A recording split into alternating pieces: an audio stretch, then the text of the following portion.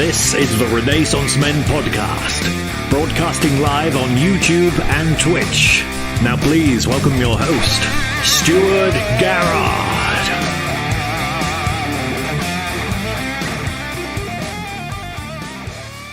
Oh yeah. Good evening and welcome to the Renaissance Men Podcast, episode 164. Did my claps work? Oh, they are. Yeah, there they are. Delayed. There we are. Yeah. Welcome, one and Post-mature. all. I know. This is, like I say, is episode 164 of the Renaissance Men Podcast. I am your host, Stuart Garrard. And joining me this week, as always, is Jimmy the Saint. But come on, let's give it up for the Rokk. All your audience are going, that is not the Rokk we were expecting. I can smell what he's cooking. He's grown hair and he's half his weight. Yes, that is the most obvious thing I would go for. But Rokk, how are you? I'm good, my friend. How are you? I'm pucker. I'm as pucker as a pie is what I am. Okay. A pucker pie, indeed. Oh, nice. I'm good. Yeah, I've had a good week. Good. What have you been up to this week, my friend? Actually, no. Before you go on, let me introduce Jimmy. Yeah, Jimmy. please do. I'm just the hors d'oeuvre. Let's bring on the main course. Well, I just seem to forget about me. You tuck me behind this support me on sign. You just forget I'm here. It does look good. There's the kid. There's my children. There's your My children. Welcome, Jimmy.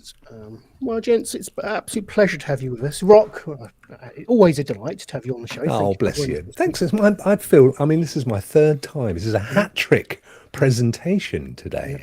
Third time's the charm. This is when we initiate you on the. It is, yeah. This is the one. Paddles. Oh no! This is where I get my Paddles, shirt torn off and the goats chew my ankles. I've heard about this. Yeah, that's just for starters. But Rokk, how's your week? I've had a good week, mate. I've had a busy week, Stu. I've been like a little dormant house martin or a field mouse or whatever goes into dormant areas for about 3 years, and then all of a sudden I've woken up and is that a giant fly in there that you got? Was that a giant fly you swatted then? Yeah. So just get out of it. Have you eaten all the nuts? No, Yeah. Oh, I look, talking of nuts. Oh, he's got some nuts. Look at this. Cashews is my little snack for the show. I brought snacks. It's important to keep energy I up. brought some snacks for you boys. There you go. Nuts crazy this week. Nuts crazy. I had a professional singing lesson this week. I saw this in the notes. I thought, what the hell are you going on about? What? Well, you see, I'm one of those kind of shower room singing type folk, and I've always thought I've got a reasonable voice. I could belt a tune now and again. And just joking, I said to the wife, she said, what do you want for Christmas? Oh, I should have some singing lessons, I think. So she booked me some. That's your own fault, mate. It went really well. I was well chuffed. Oh, wow. Good for you. Yeah. He said I've got good modality. Very good modality. I don't even know what that means. No, he's made that up. I think he might have done. He was very young. I think he made the whole thing up. Yeah, it may have been maternity. He said I was good with. I can't remember now. So have you always wanted to be, fancied yourself as a singer then? Fancy myself? Oh, often. Yeah, me in the mirror. We've often got it on. You know what I'm saying? Well, my mum was in a band before I was born. She? Yeah, in the 60s. Yeah, she had a couple of tracks out there, and. So I grew up listening to the greatest hits of Cliff Richard. I could sing you any Cliff's tracks. Please don't. I won't though.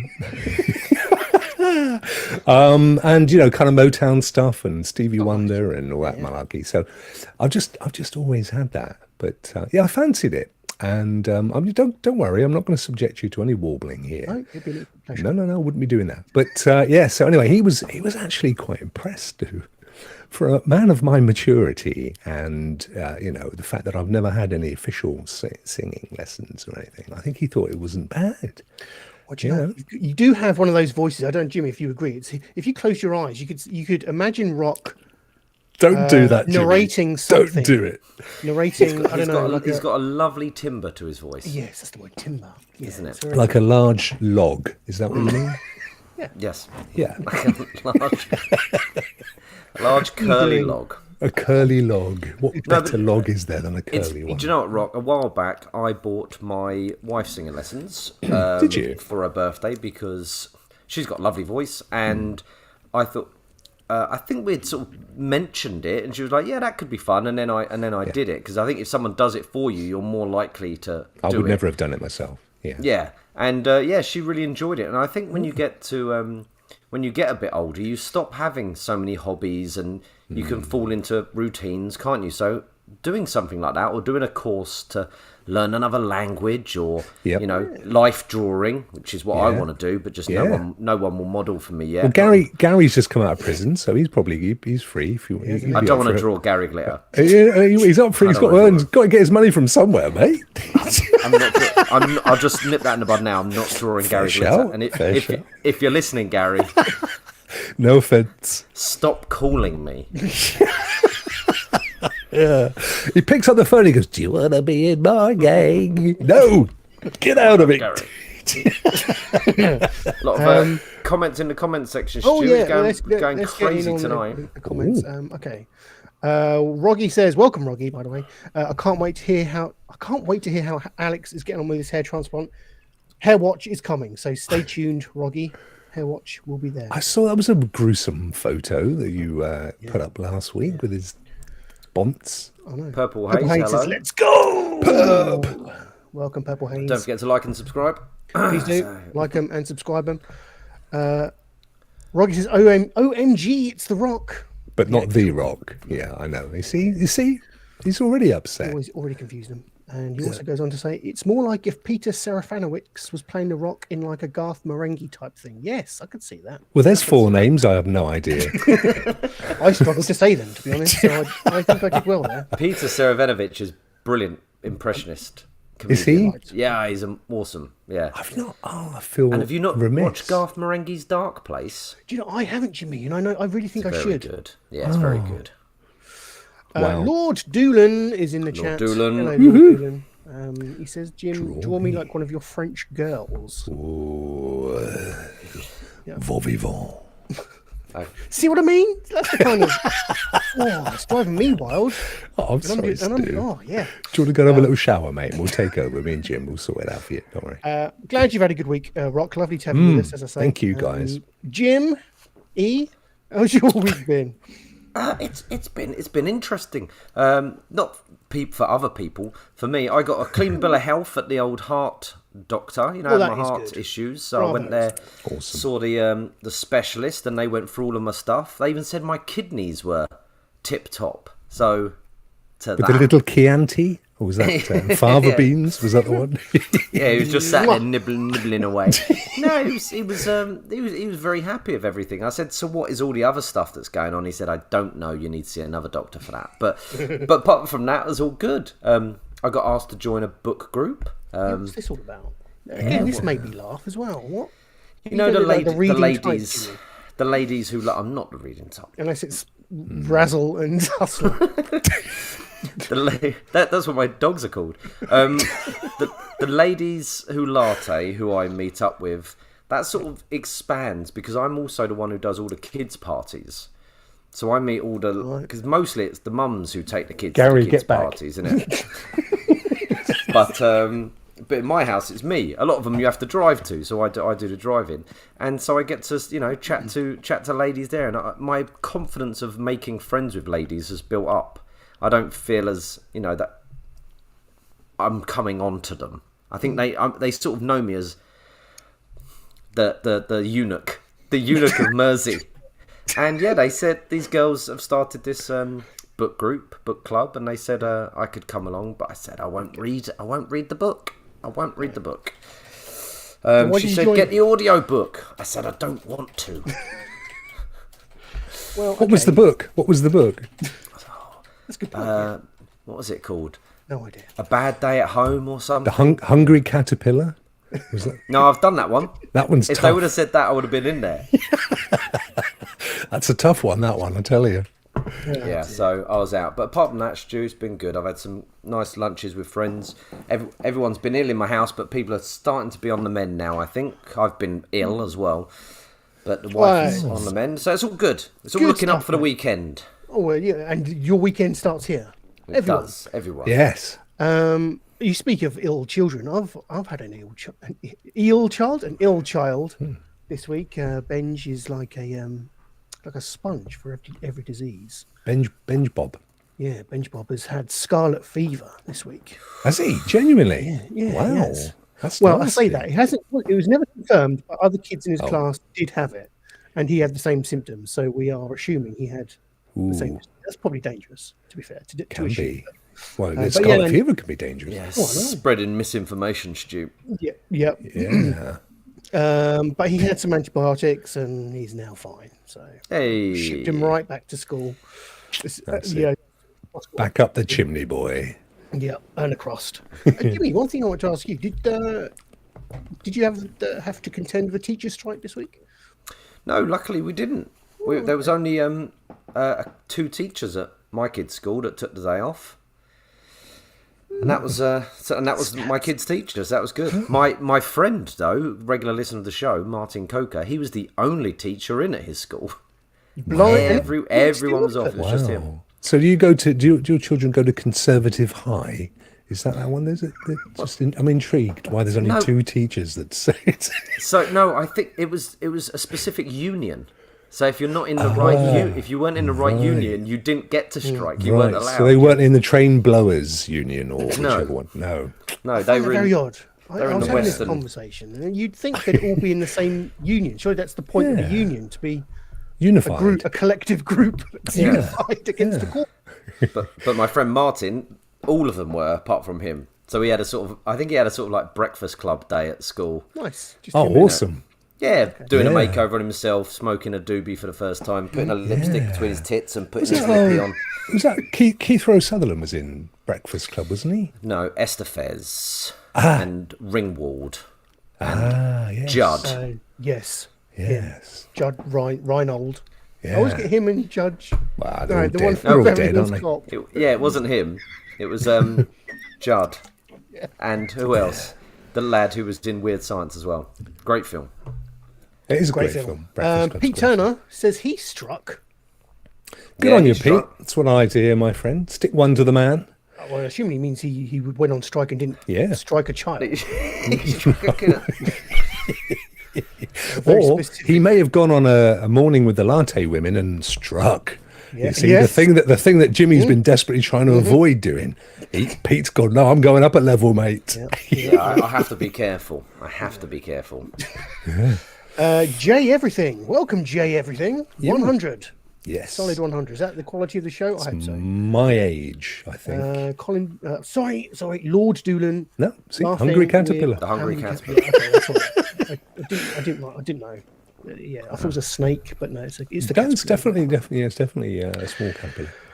So yeah, Benji's been ill. Amanda's now got it, so it's kind of God. I'm gonna get it at some point, I think. Although I've had a little bit of a cold this week, so I'm thinking that's all I'm gonna get. Hopefully, don't want Quincy again, do we? Don't want not another Quincy that. situation. Pete, new listeners don't want to hear about that. Medicine woman. No, Exactly. his throat. Stu had throat pus. Yeah, Oh. it weren't nice. Other than that, I failed to mention last week that I've got a PS5 in my house once again, so I'm very happy. Rokk, you'll appreciate this. I had to sell my original one because I wanted to go on holiday, so I sold it to pay for a holiday. But I've now managed to claw back some funds to purchase a new one. So. Oh, bless you, dude. Do you know, listen, I'm just a small idea, and you can take it for what it's worth, but you've got a most magnificent, beautiful dome. I mean, it's a gorgeous and very clean, beautiful thing. It would be absolute perfect space for advertising. Do you think so? Yeah, I yeah. should put the Ko-fi thing on there, shouldn't I? Yes. Well, only if they pay you. You don't want to be putting it on there if no one's going to dosh you up, mate. That's Because true. that's Only just my a mum. tattoo. Yeah. Only my mum is. When you stream your gaming, could you shrink it down to your head so it's just a square on your head? Oh, wow. What a cracking Game on my idea. forehead. That's a hook. People would watch I've that. got a Yeah. complex now. I do have a No, big forehead. it's not. No, No, it's it's the perfectly same height. symmetrical, Stu. It's a gorgeous thing. That is the top of my head. To be fair, Yeah. that's not forehead. Well, that's what you say. But I can see how it can be confused.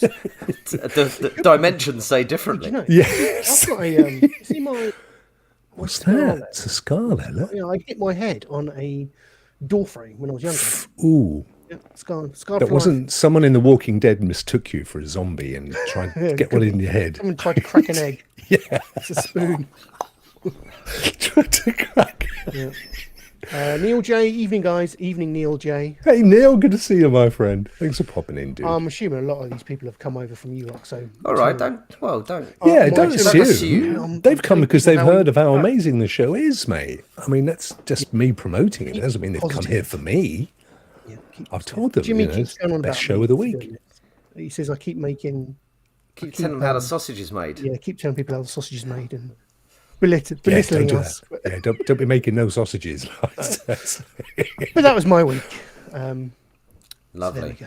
Well, it was very ill from what It I was, remember. It was, Ups and downs. I got ill, or we got ill, but I got PlayStation 5. So yes, bonus. swings and roundabouts. So really. what games have you got then, mate? You've already got a collection, have you? Oh from, yeah, from the old you know, days. Yeah, so I'm kind of biding my time now until Hogwarts comes out. That's going to be my next game. Yes, well, it's only 5 days if you pre-register. 4 days if you pre-register.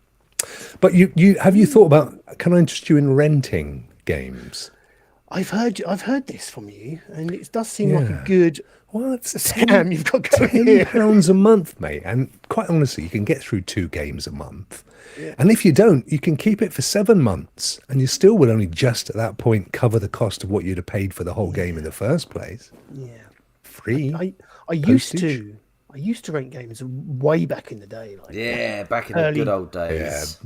yeah, We When used it to was- rent a PlayStation 1. yeah. Did Yeah, you? like Well, the those whole days. thing with the game. Rent a PS1 and Wow. Alone in Remember the that. Dark. Yeah. Oh, And we'd go around our friends who you wouldn't want to be alone in the dark with. And we'd play... is one of them the fellow with the weird head that's having his top of his No, head transplanted? no, it's No, a much much weirder worse. fella than that. Busy but yeah, hands. Alone in the Dark. That was a great game. And yeah, and then at the end of the weekend, you had to take the PlayStation back. Oh no! Yeah, the things we did back in the Purple's mid-90s. just liked and subscribed as Oh, requested. bless You you. see? You see? Thank you so much, Purple. She is Absolute amazing. Pleasure to have you with us. Yeah. Yeah. Oh, there was a great comment as well by Happy Cloud. Now, bearing in mind, Martin is Norwegian. Okay, English is not his first language, so you have to bear this in mind. Okay.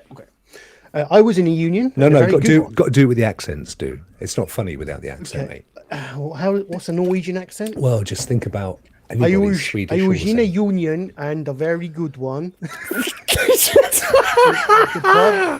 I'm going kind of Dutch. I was in a union. A very good The one. problem was I was the only one in my department who was. It's good. Then came the strike, which made me have to stand outside my job in November to strike alone. Oh, that's so sad. One-man strike. Hang on, he was in a union and it was a good one. The problem was, I was the only one. Union, So there was a strike and he was striking on his own. Oh, bless him. Well, I mean, that's, showing Imagine him. out in November in Norway. Imagine. Poor Can't get the placard off me wrists. mate. Oh, God. Dear. Oh dear. Well, thank you to everyone who's joined us this evening. It's an absolute pleasure to have you with us. You can support us in a number of ways, and let's just run through those with you. First up, obviously, we have our YouTube and Twitch channels, youtube.com/RenaissanceCast and twitch.tv/RenaissanceCast, which we dual stream to every Friday evening, GMT. Of course, we've got our twitter.com Twitter account, twitter.com/RenaissanceCast. So come over and follow and join in the conversation and join in with me rambling on about Colchester United and their upturning fortunes in the English Football League Division 2. If you so wish. I'm just trying to emulate the picture of Jimmy there. Oh, I think, because I can't work out if, it is kind of working. Yeah. It's supposed to be going, God, but we could only one finger. yeah. So you got to pay more to your Fiverr designers if you want to get an extra finger in. Exactly. Yeah. Yeah. You can only do one. Run out of cash. Another comment from Roggy there in the ultimate friend of the show, Roggy. Yep. You got that one? I had to buy. Yeah. Go on, Jimmy. ahead. You Yeah. do it. You do it. I had to buy he's English, so I had to buy a terabyte of internal storage for my PS5. Felt like I was building a nuclear device when I had to unscrew the panels and stuff. Only to find he'd accidentally bought a terrapin. And it was it wasn't hanging about for very long. Trying to jam his shell into the... They do have good memories, though. There's one on the Internal Galapagos that can remember Charles Darwin, so it can't be bad, can it? I was about to go, is there? There was. There was like, what was he called? He died fairly recently, but he was called like George or something. He was 100 and he literally was around when Darwin turned up. Wow. Poked him with a big stick. Yep. Found out that Is that what you're calling it? he wouldn't fit into his PS1, so he left the island alone. Oh, poor old Charlie. Let's just remind people of, if you do want to support us, you buy us a coffee at ko-fi.com/RenaissanceCast. Buy us a figurative coffee for £3. Oh, that's a bargain, mate. Yeah, absolute bargain. Bargain for what you get, the value of the show and everything. Exactly. Wow. Thanks, Rokk. Right, with all that out of the way, let's kick off the show in traditional fashion as we answer some listener/viewer questions that have been kindly supplied to us. Oh, sorry, Windy Pops. So it is time for that segment we like to call Ask Us Anything.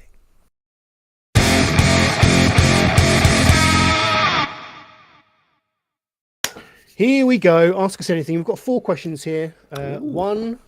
First up, Ben White, friend of the show, Aussie Ben White. He asks, G'day. what does Riz mean? R-I-Z-Z. I see the kids saying it on TikTok. Come to the wrong people, really, asking this. Look at us! Hold on, give us a chance. Yeah, well, Fingers on the Jimmy probably pulse of the does youth. know because he is down with the kids. We heard this earlier. He does kids' parties and gets calls from Gary and stuff. So. Yeah, but they're like 5. They don't say Riz. Riz. Riz. I wonder if it's an acronym.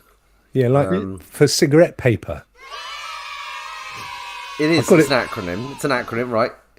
Stu, if you look it up and then me and Rokk can try and work out what it is, and you can tell us if we're hot or cold. Okay.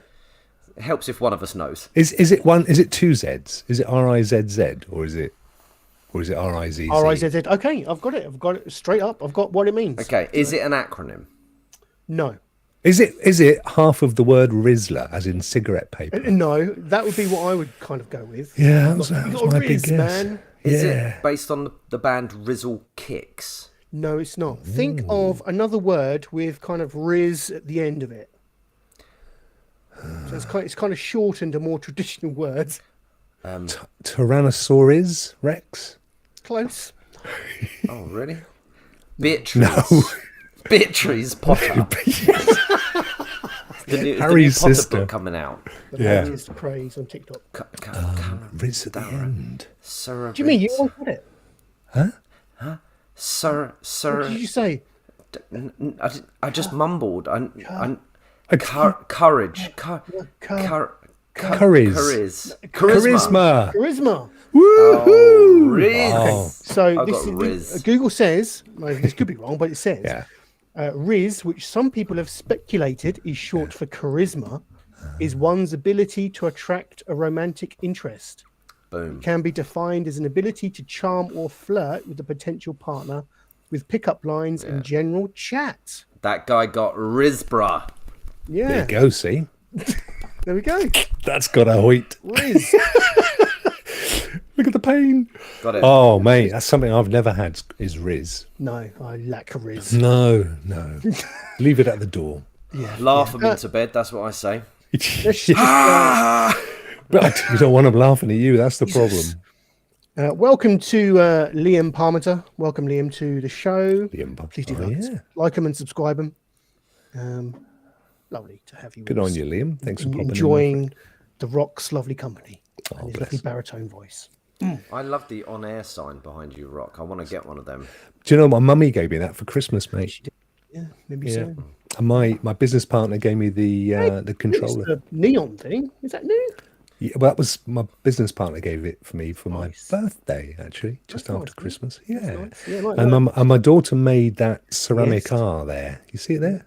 I can almost touch it, but it's actually miles behind me. So there's all family things going on here. I used to have a lot of stuff behind me. I used to have a lot of nerdy stuff behind me. You didn't did? I? But I relocated from the cold conservatory to the kitchen, and now it's a bit more banished. You mean? Yeah. Well, what is it now? It's a bit minimalist. more feng shui. Yeah, a bit minimalist. Yeah. Almost like your great auntie's collection of memorabilia.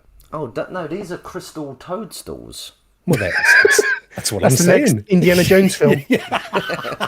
Indiana Jones and the crystal toadstools. It's gonna work. It's going to be a cracker. Lovely, lovely. Is that a real plant there? No. I was going to say it'd be well upset with where its roots have got to live. Yeah, they'd all be dead. These are all fake.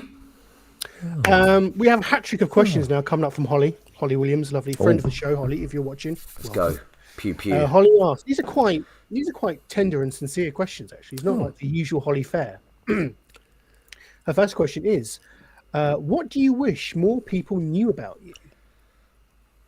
Cripes. Oh, I can hear a beast coming, by the way. Brace yourself, boys. Wow. Yeah. I wish. Who's going first? Go on, Jimmy. There's loads. There's millions of things that we know about Jimmy. There can't be much left. No. I mean, he's been on movies, and he knows he was best mates with Roger Moore, and Yep, all these things are all true. those. Oh no, Stu's gone. What would you want someone to know about you? More people. I wish there was more sort of lies that people thought about me. To be honest, if there was good rumours, like rumours that I had I had a 10-inch dong or something. Or, that's what I was you going had a with. superpower that was Russia, which to this day still makes me chuckle. That was good, wasn't it? Yeah. I wish people knew that I did this show, to be honest, so they would come and watch it. Oh, mate. No. good. I like the come here. level Come of on, anonymity Stu, that we've got. You know, No, I you like- don't. You want fame. We all do. It's not, Don't you give No, me we that don't. cack. No, we don't. Well, you've way had I- it, Jimmy. Look, Stu's desperate for it. I haven't had fame, and I don't want fame. Be cancelled in an instant. I'm telling you. Oh dear! I tell you what, people don't know about me. on. I'm 6'3" from the chest up, and only 2'1" from the chest down. And you wish more people did know that. No, they don't know it. I mean, if they want to know it, they can. I can't actually stand up because I'm stood up as it is. Tiny legs. Yep. Tiny little feet. I don't know, that's a really weird, not a weird question, a hard question because Quite deep, isn't it? Yeah. Like I said, Holly usually throws us in like, what's your favourite smell or something. Have something of this caliber surprised me. Yeah. Well, let us know in the chat, and maybe we'll think about it during the show. And if it comes What to about us, you, we'll, Stu? You just said you want people to know about the show. Well, didn't you? yeah. What do you wish more people knew about you? I don't know. we put ourselves out there on this show, don't we? We tell people about Quite. our anxieties and Bare depressions and yourselves. Yeah. I'm quite an open person, really, so I don't think there's probably not a lot about me that people don't know because I'm generally quite open. Well, about it. they don't know that you spend your weekends as a tour guide at Tower of London, do they? It's true. No, it's They true. don't know that one. I'm a Yeah. beef eater in my spare time. Do you know, people, the more you open yourself up as well, the more people open up to you. I've always found that. Do you think so? Yeah, Yeah, you I get a think- lot I of think juicy secrets from people. If you're willing to tell people gross things about you, they go, well, if I've got to stay in this chat, I'm gonna have to I've got to up it, and then they keep coming, and you'll go, thank you, I'll save that little tasty morsel. Anal warts. We'll start off for 10, then all right, maybe You're on your own there. You're on your own. didn't work, Jim. Speaking of that area, let's welcome John Simmons Scale Modelling Woohoo! to the show, who usually watches us on We Twitter. lads in it. Oh, there you go.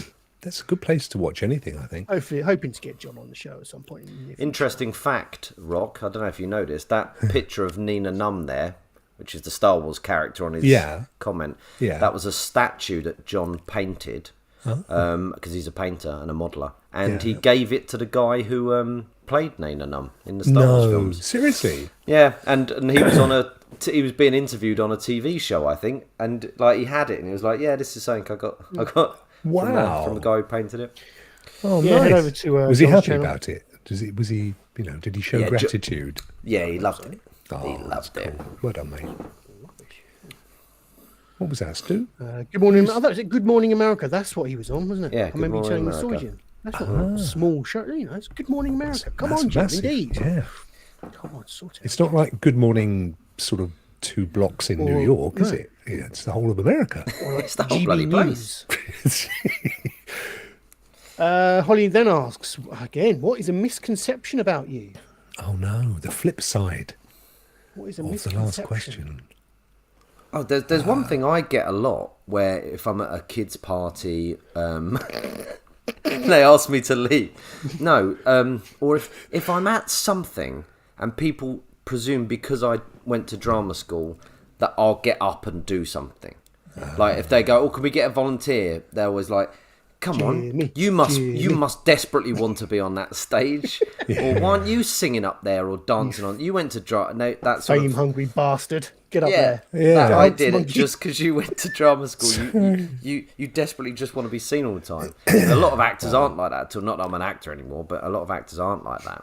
Gets up and does one of those amazing soliloquies from Glen Ross or something, and they're like, "Well, that's nothing to do with Winnie the Pooh. What the hell is that all about?" Wanted, Which is an amazing play and movie, by the way. What, Winnie the Pooh? Glen Ross. Amazing. It's not talked of often enough, so I just thought I'd drop that as a cultural reference point. It is in go like too cultural. acting college and stuff. Is it? Yeah, Oh, there you go. Yeah, See? David Mamet. It's a great play. And literally, the whole thing takes place just in the one room in real time, doesn't it? It's the whole sales thing. And well, a film you've got Jack Lemmon. Jack Lemmon, Al Yeah. Pacino, Yes. Kevin Spacey. Yes. Spacey's in it. A young Spacey. One of the Baldwins. Is it Alec? Yes. Is it the gunman? Yes. The good-looking one. Pew Pew, Alec Baldwin. Yeah. Who else? A couple of other people. Yeah. Good. Just good. Any Rock? Any misconceptions people have about you? That my name is Rokk. I assumed it was. What? Yeah. No. What? It's Rick. No, it's not.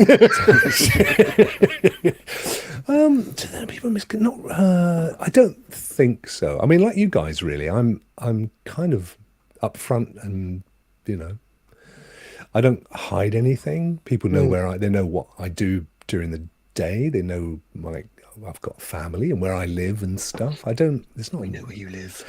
I suppose they think because I've met Jimmy Savile twice that there may have been more between us. Well, that's not true. I'd love to have met Gary Glitter, mind you. And now there's a chance, actually. If people didn't know, he was released today. He was? He was released, yeah. Yeah, He's out half there. of his 16 years. Probably straight back to the Philippines, isn't it? Where he was gaffed up. Yeah. I would imagine so. Misconceptions about me. I don't know. I always worry. It's typical. I'm gonna put my own misconception upon me. I'm assuming that people think I'm a bit aloof, but I'm not. I'm just incredibly shy. A loaf?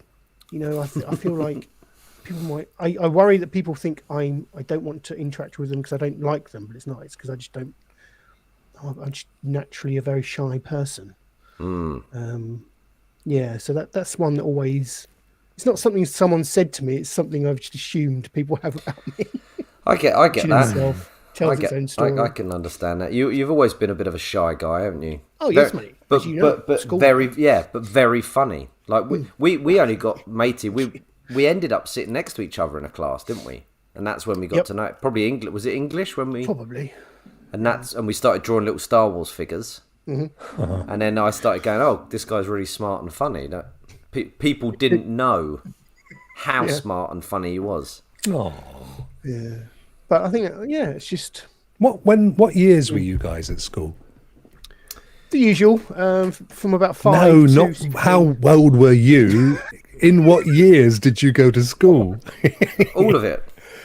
We did all of it, but we didn't get matey until we were probably about 11 or 12. Yeah. No, what year? What 1980 something? 1990 something? Oh. Well, we left in '98.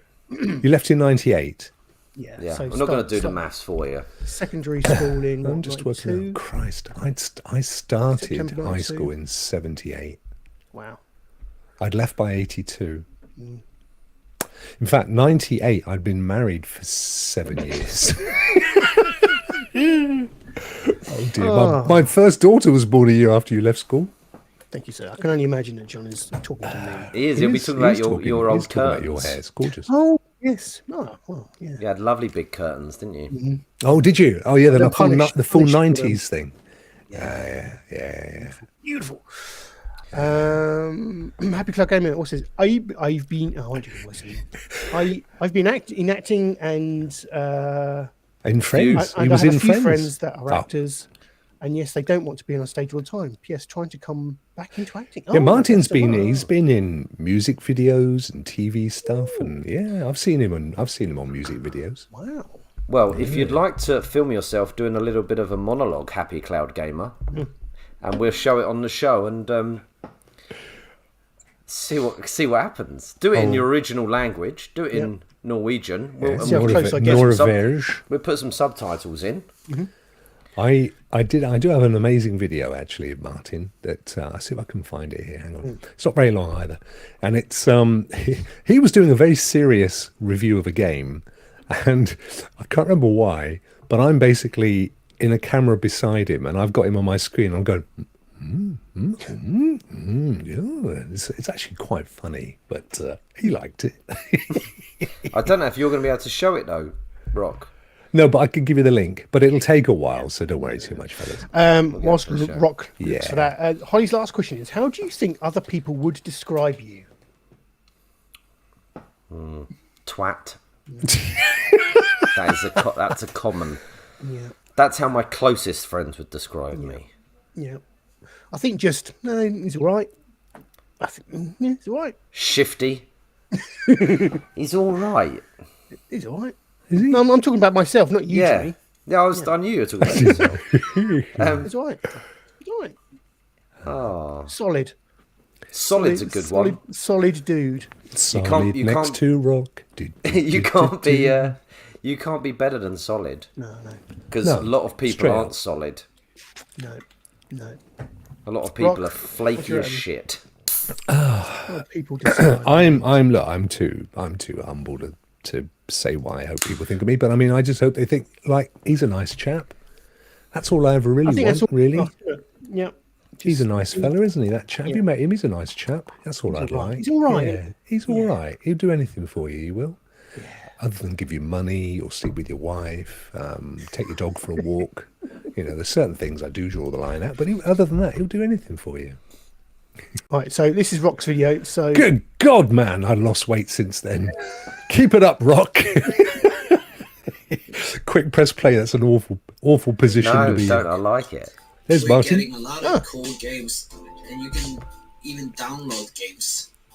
But that is not the way I do it, because that isn't cloud gaming to download the games. But there's a lot of great games. Right now, you can get Metro Exodus, and Dishonored is coming. I wasn't that far off. That's great news. Yeah, yeah, cool. Going after something else, I'm more I excited. like that. And Is Jimmy that wearing a hat? ESO.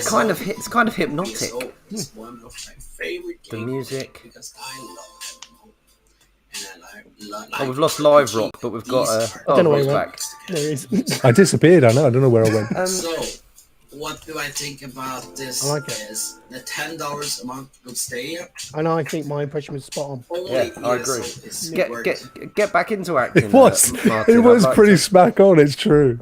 I'd like to see it. Absolutely was. You may mock me, but I weren't too far wrong. You were bang on, mate. That was. By the way, that was my dad. It wasn't me. But he did a good job there. Bless him. John Simmons in the chat has put Jim wore Spice Girls shoes. Did you? That's how John would describe me. So John, being one of my oldest friends and bestest friends in the world, if someone said, "How would you describe Jim?" he'd say he wore Spice Girls shoes. What he means like that is, before I went off to uni, I bought Buffalo shoes. Do you remember the shoes that Spice Girls used to wear with the big brick like underneath? Oh, yes. I had a pair of them, and they were brilliant because a lot of people don't know this to me who watch. I'm only 5'9", 5'11" on my CV. That's not small. That's average. That's actually above average. Average Yeah. 5'8". But at uni, in my Spice Girl shoes with flared trousers on, I was about 6'2". Wow. And then after that, I got cowboy boots, and again they made me about 6'1". See, they're class. They're still class. Even today, you can get away with the old cowboy boots. Very funny when you get back to a girl's room and remove your shoes and. You're tall. You and I are about the same height, aren't we, Stu? I'm 6'1". Okay, I'm 6'2"-ish, but they're similar height. Yeah, but it's only a relative. It's only a relative. Of course it is, Jimmy. Mate, Yeah, it's relative to who you hang around with. Hence why a lot of my friends are like 5'5".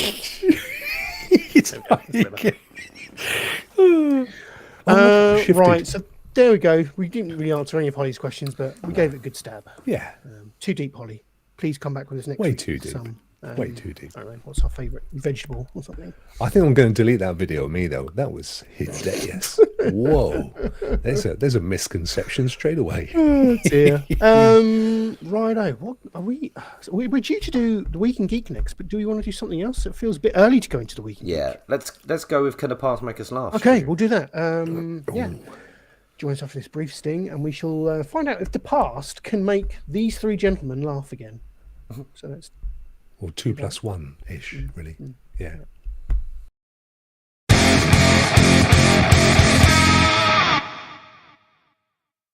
And just a pre-warning, this is very British coming up.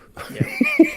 I've also realised we haven't done Hair Watch yet, so we'll get Can the Past Make Us Laugh, and then we'll go into Hair Watch because the people need to know. We've got a great comment from El Hijo in the chat. That's Ben. Welcome, Ben Wyatt. This dude's voice sounds like he should narrate kids' cartoons. It does, doesn't it? Or Stu. No, you, Rokk. Nah, me. Yeah. Who's he referring to? Welcome, Ben. We answered your question. Riz means, okay. Yes. I'm glad you joined us. So you can, Charisma. It means charisma. It's a shortened version of charisma. So was the it's one. one's ability to attract a romantic interest, apparently. Yeah. So there you go, my friend. Do you remember Henry's cat? Talking of kids' cartoons, Yes, do you remember Henry's cat? Yeah. My daughter, I hope they're not watching this. My youngest goes out with a fellow who sounds just like the narrator for Henry's cat. And where's Henry gone? He's with his cat. Oh. Well, they will hear that.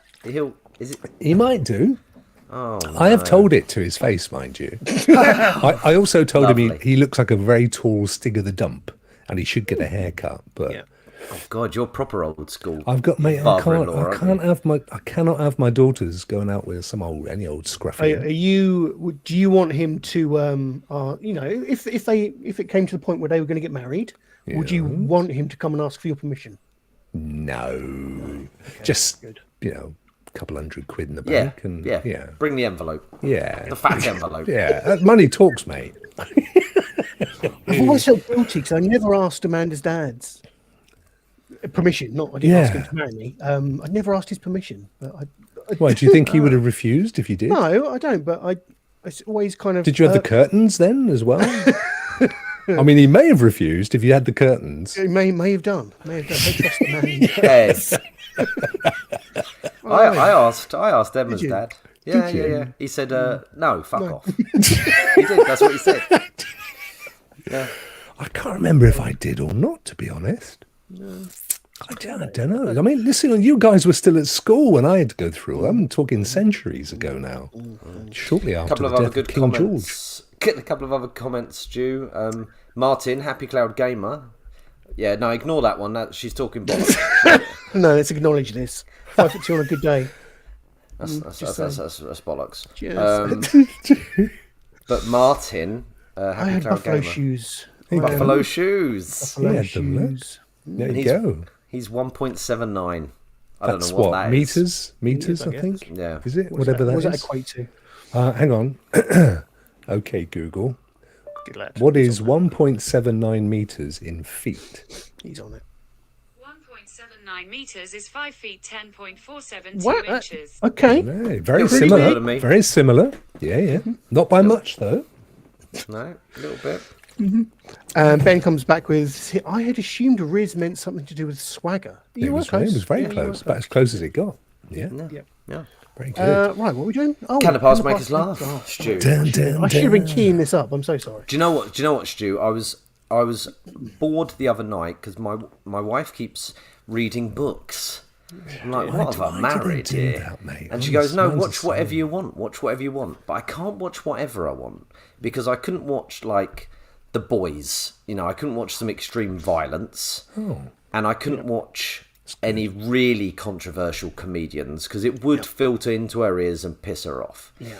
So I was watching Stuart Lee, who is a little bit controversial, isn't he? But then... underneath it said, why not try Armstrong and Miller? And I used to love Armstrong and Miller. People forget Alexander Armstrong was a comedy man before he was Classic Pointless. FM. Oh, he's on Classic FM as well, is he? He does a bit of classic. And Pointless and all that business. Yeah, but him and Ben Miller, they were like the next Fry and Laurie, these two. Oh, yeah, that's a good comparison. Yeah. And I He used to... looks like him. Yeah, and they do the Vox Pops like them. But I used to really like Armstrong Miller. I went, I'll watch an episode. And I laughed still quite a few times. The past did make me laugh that night, so I thought I'll bring a sketch and let's see how we get on. It's a bit of a long one, but oh, that's okay. What year are we talking here? Not 90s, mid 90s, I think. Yeah. Okay. Well, let's cue this up. This is Armstrong and Miller. Let's see if the past can make us laugh. Oh, has it been around that long, that show? Probably hasn't. I was a bit Probably reluctant talking mid 2000s. but it's on BBC One now, so career-wise, it's a biggie. I'm sure there'll be one or two family skeletons, not as many as Bill Oddie. Probably about the same as Stephen Fry. Well, I've already done a bit of rummaging on my father's side. But what really intrigues me is my mother's side, especially my grandmother. And, I mean, literally all I know is that she grew up in Bermondsey. Yeah. Right, okay, well, we have managed to track her down. Wow, fantastic. Yeah, she's here, look, this is the 1921 census.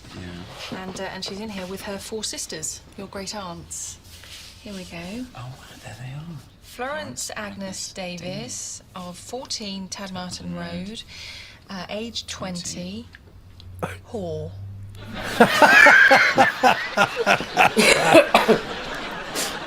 Yes, prostitute, call girl. No, I understand. Well, Tadmarton Road was a notoriously poverty-stricken part of town at that time, so...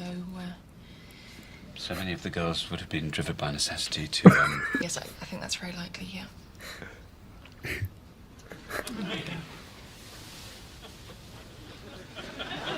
Poor Florence. It just makes me so angry to think that, that she'd find herself in such a terrible situation. Just totally trapped. Well, she didn't stay trapped, no, because here we are. This is the census of 1931, so 10 years later, and we find she's no longer in Tadmarton Road.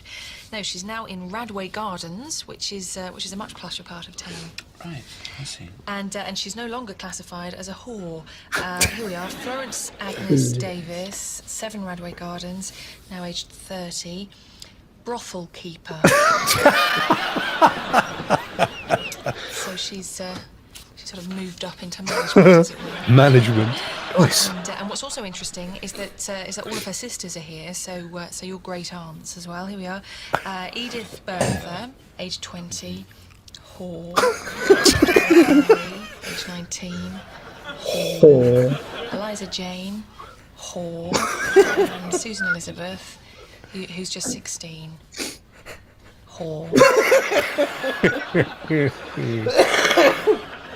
Actually, you know what? I think I'm more interested in my father's side. Well, that's given me a lot to process, but I'm intrigued, much more intrigued, I think, by my father's parents. And I'm very excited now because we've actually managed to track down a gentleman who, as a boy, worked for my grandfather's bottle factory in Norwich. So now, Harry, tell me, what kind of a factory owner was my grandfather Bertrand? He was a very kind man, was Mr. Armstrong. He had twinkly eyes and a big laugh. And how old were you when you started? I went to work for his factory age 13. Good Lord, 13. But I remember him well, oh yes. Every day, when the factory whistle sounded and we boys trooped out, he was always there, smiling at the factory gates with a bag of sweets. Would you like a sweet little boy? He used to say. And he'd offer you a ride in his big shiny car with blinds on the window. And he had these funny catchphrases, you know, cheerful things he was always saying, you know, like pip pip and keep on smiling and don't tell your parents. Don't tell your parents. Is there anything else you'd like to know?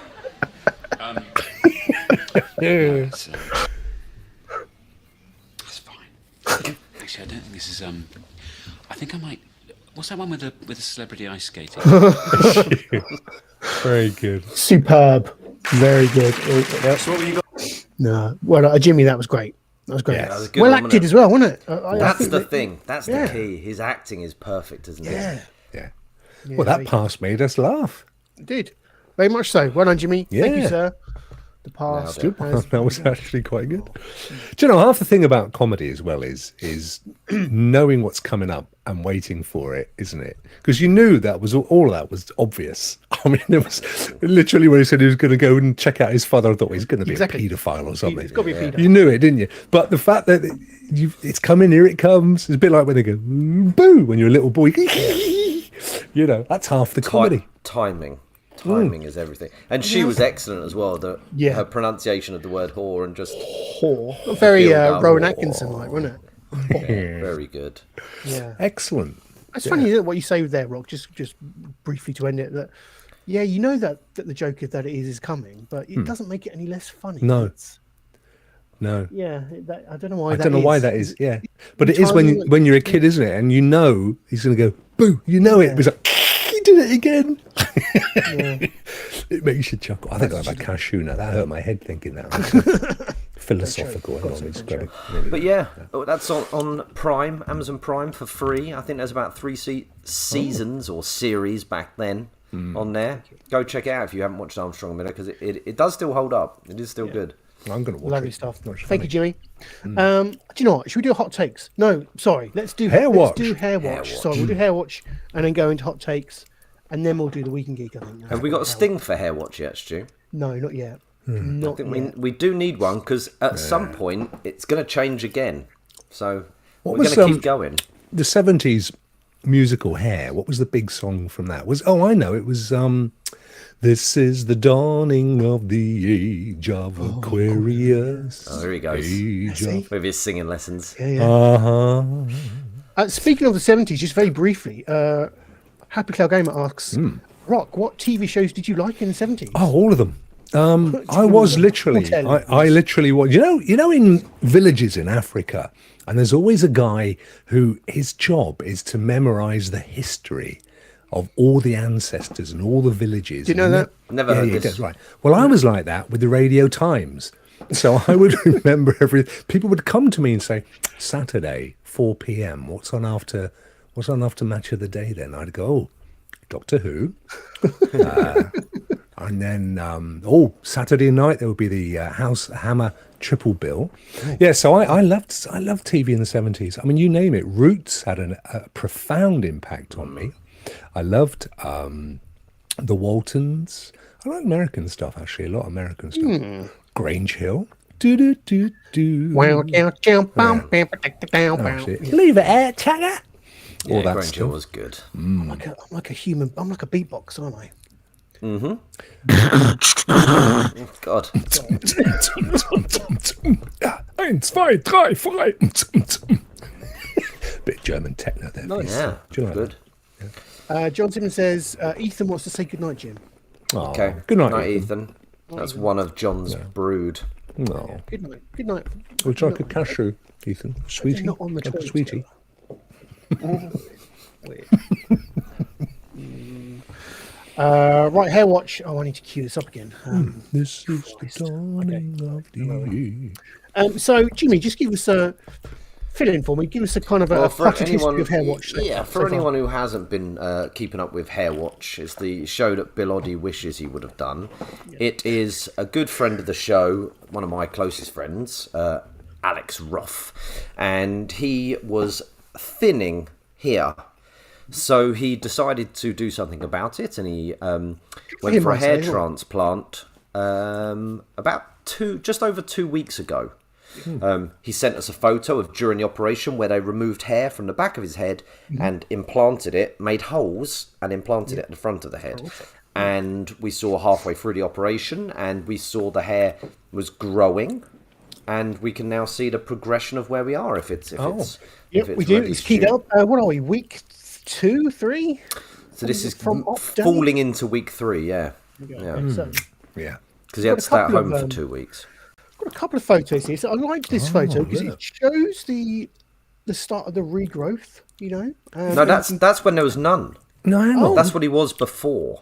If you if you cover up his eyes and look, it's got a kind of almost a face going on. There's 2 eyes, a nose, and a mouth. It's like a Muppet mouth. Yeah. So that's what he had. That's what he was. That's what he was cursed with. See, I wouldn't have a problem with that. I'd do what Stu's done, just take it off. Loads of people, but that's fair enough. It's his own personal thing. That's fair enough. Exactly. Yeah. So this is what we are at, the stage we're at now. Look at that. Hey, that's actually really loving good. life. Yeah, it looks like a lovely. It looks like a lovely shaved head, like a 2, 2 or 3 all over. Yeah, it's lovely. Got like the really nice kind of really precise. Yeah. Very nice, like Craig David type of trim, isn't it? That's what he's going. That's what he asked for. Yeah, did he? Give me the Craig David. Give me the Craig. And that's what he got. Well, it's a good job, and he deserves that glass of wine. Yeah, cheers to you, Alex. Yeah, it's expensive. Keep us informed. Very good. I am deeply.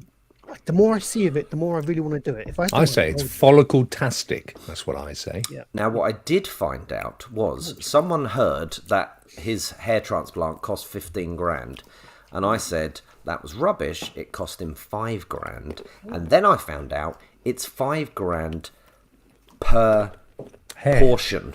No, proportion, and there's 3 portions. So he only did this portion. Because he's a bit thin here, but he doesn't care about that because he's about 6'2", so no one really sees this bit of his head, and he never sees it. He just wants to be able to, quiff it up. So he's done the 5 grand portion. But if you wanted to do the full head, it would be 15. Gotcha. It would be 15. Stu, I don't know what you'd do because I don't know where your hair is. Portions, actually, 4 portions. One there. 1, 2, 3.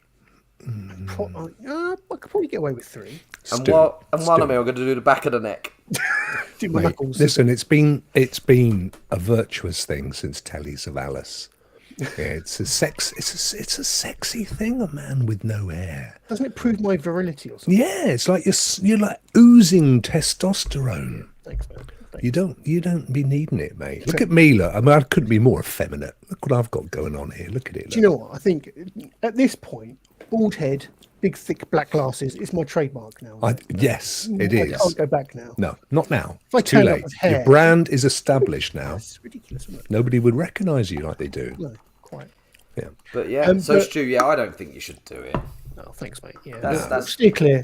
No, don't do I it. think I can spend 15. I want you to Hulk Hogan it. I want you to grow what you've got. Yeah. No. Just boot polish, mate. It's fine. And then get a bandana on. Yeah. Okay. Oh yeah, bandana. Yeah, like, that would be good, like a chemo victim. Oh my god, that would be awesome. No, you get because you could. Are you a would victim get of chemo. You would get money. You would easily get money. You're a cancer victim. You would get loads of Kofi people. They'd feel sorry for you. I think so. Yeah. You'd be Go fund right up. Go fund my treatments. They can't feel any more sorry for us. Sat here every Friday Two night sad old peddling our fellas. Look at wares. them, look. Go on, let it go, Cringe in boys. front of the Just camera let it for the go. nation. Yeah. I'm actually on the 0%ers again. What's that? Is that the Guinness, the new beer? Yeah. Is it nice? It's one It's of all the right. best non-alcoholic drinks I've tried. Ah, Apart from might obviously have to give it a nice things go. like Coke and Dr Pepper Yeah. and whatnot. Serious question here from Martin. It's it's Martin, not. isn't If it? he's got Michael McIntyre, it's not a serious question. He mate. says he loves British comedy. Right now, the last 5 years, I really like Michael McIntyre. Is he popular in the UK, or should I watch someone else? Yeah, but he shouldn't be.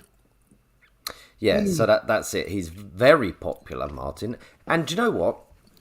For what he does, he's excellent. I went to see him live, and my wife's into him, his comedy, and we went with a couple of friends, and it was a very good show. It was a very good show, and he's great at what he does. But if you want the best stand-up in Britain, I think Stuart Lee, and that's it.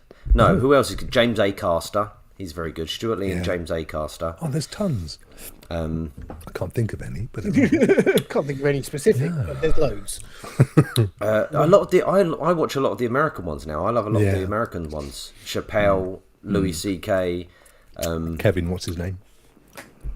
Kevin Hart. Kevin Hart. Yeah.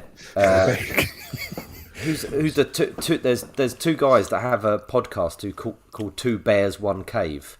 Bert Kreischer Reynolds. and Segura. What's his name? Tom Segura. They're brilliant, but they're Americans, yeah. But British, I say, get on Stuart Lee. He's brilliant.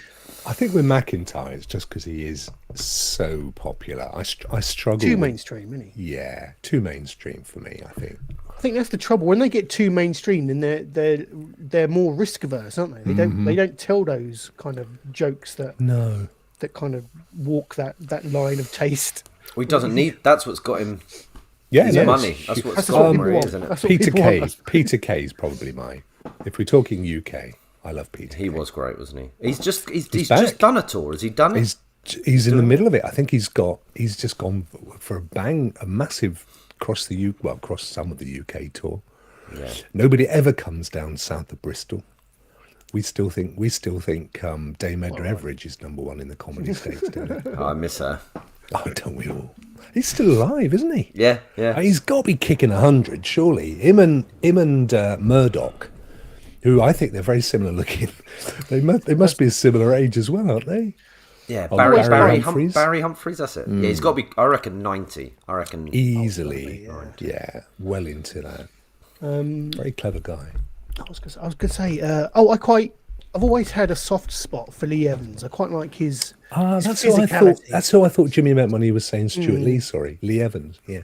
I like Lee. Jimmy, do you like Lee Evans? I used to. I used to like the way he could sweat through a suit. That was always he impressive, wasn't melted, it? didn't he? But I haven't watched him for a while. I It was don't original, think- I'll give him that.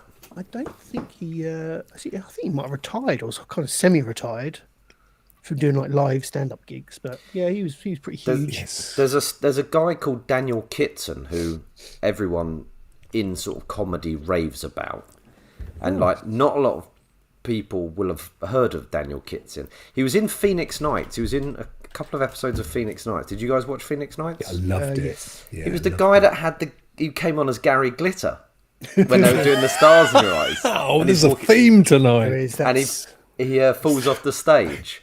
So he's that guy. But his stuff is The sort of bearded guy. yeah, it's very different. His work, like you Stuart have to Lee's pay a attention. genius. I'd forgotten. I had Lee Evans in my head, but yeah, Stuart Lee he's a comedian, isn't he? Yeah, well, Well, Kitson he's anti-comedians is the truth. I mean, he rips the shit out of everybody, doesn't he? he's awful. His latest Yeah. one, he did 2 specials on BBC. One's called Snowflake and one's called Tornado, I think it is. And he does about 15 minutes on Gervais. Does he? Yeah, really. Well, It's, why not? Gervais does it on everybody else. He does this bit. I'll try and explain it because it's hard to explain.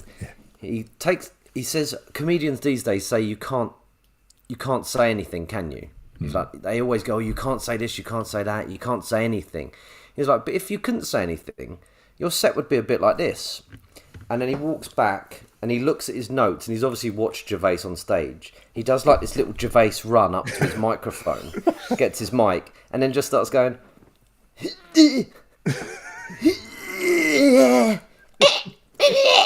like he just tries to talk for ages, and then goes back to his notes and looks at them, and then does this little run back to his mic.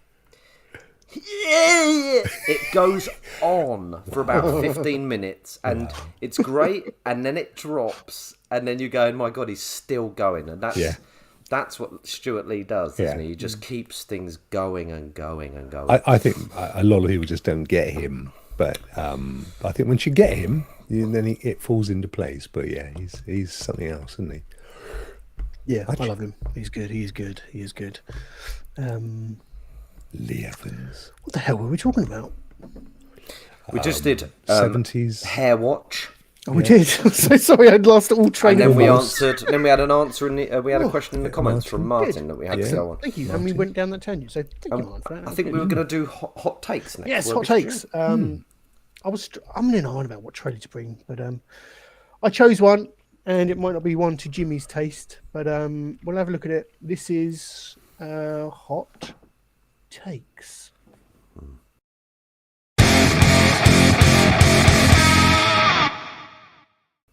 Here we are, hot takes, where we take a look at the latest, greatest cinematic trailers. Oh, I love on this YouTube. part. Yeah. I'm scared. Oh, you should be scared, because what I've bought for you is the Boogeyman. That's right, the Boogeyman. Let me just get rid of the. Blame it on a boogie. Oh, is it that? It's a 70s disco. Yeah, is it Jackson? Sadly not. No, it's not a That Jackson would be a horror. biopic. That is coming, but this isn't it. Oh. Is it? Yeah, A they're Jackson doing, biopic. and I think they've cast one of his nephews to play him. Obviously, That's good looks casting. Like him, but whether he's he can not- act or not, I don't know. Yeah, I mean, his acting's the important thing, not how he looks. I wouldn't care if it was played by, Kevin Yeah. Bacon. And especially, how will he do the scene where he has to touch his nephews? Oh, that's I'm just distancing myself from this show, ladies and gentlemen. I'm just here by invite only. Oh, I thought it was. People know that he touched kids, right? I haven't just outed him, have I? It's never been proven in a court of law, Jimmy. I agree, and I still really enjoy his music. Yeah. Separate the actor and the act. We've been there before. I love a bit of MJ. Yeah, I love a bit of MJ. I went to see him live. I saw him on the Bad seen Michael tour. Jackson live? Yeah. I was right up front on the Bad tour with Kim Wilde as a support. Wow, Rokk. Before she tended her gardens. Kim Is that Wilde. a euphemism? No, she became a gardener.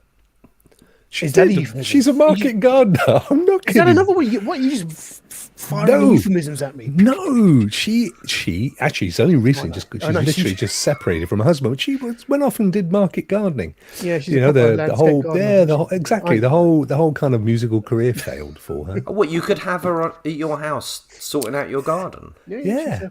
Orchids in America. Whoa. Oh. But she hang on, didn't she have a radio show recently? Right, look, let's just have a look, Kim. Let's get her a Wikipedia up. Yeah, she probably does like them gardening on the side. Oh, I don't know. She probably still gets like. Oh, I'm thinking of Alan Titchmarsh. No, I'm not.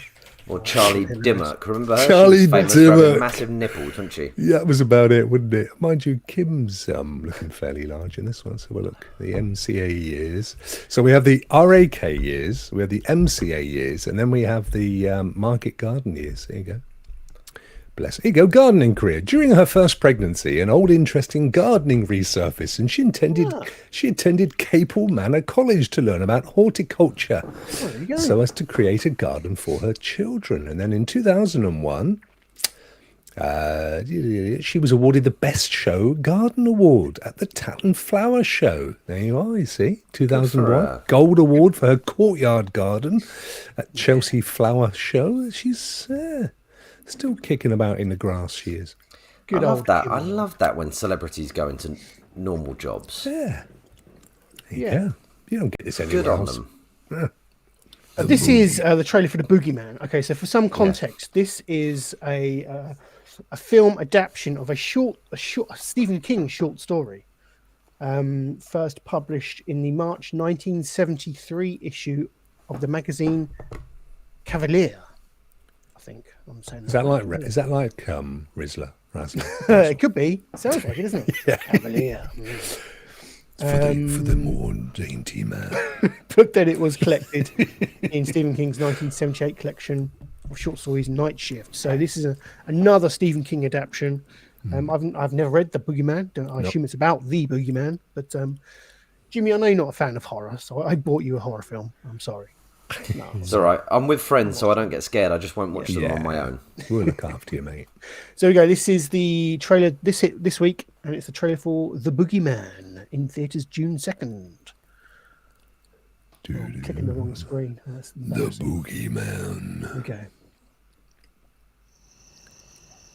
Volume okay? Okay, get in here. I don't know how you sleep with all these lights. What are you scared of? Oh.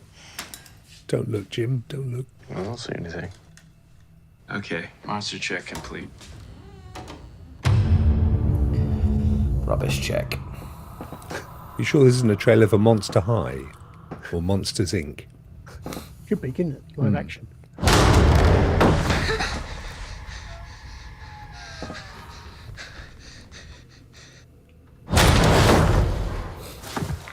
Ooh.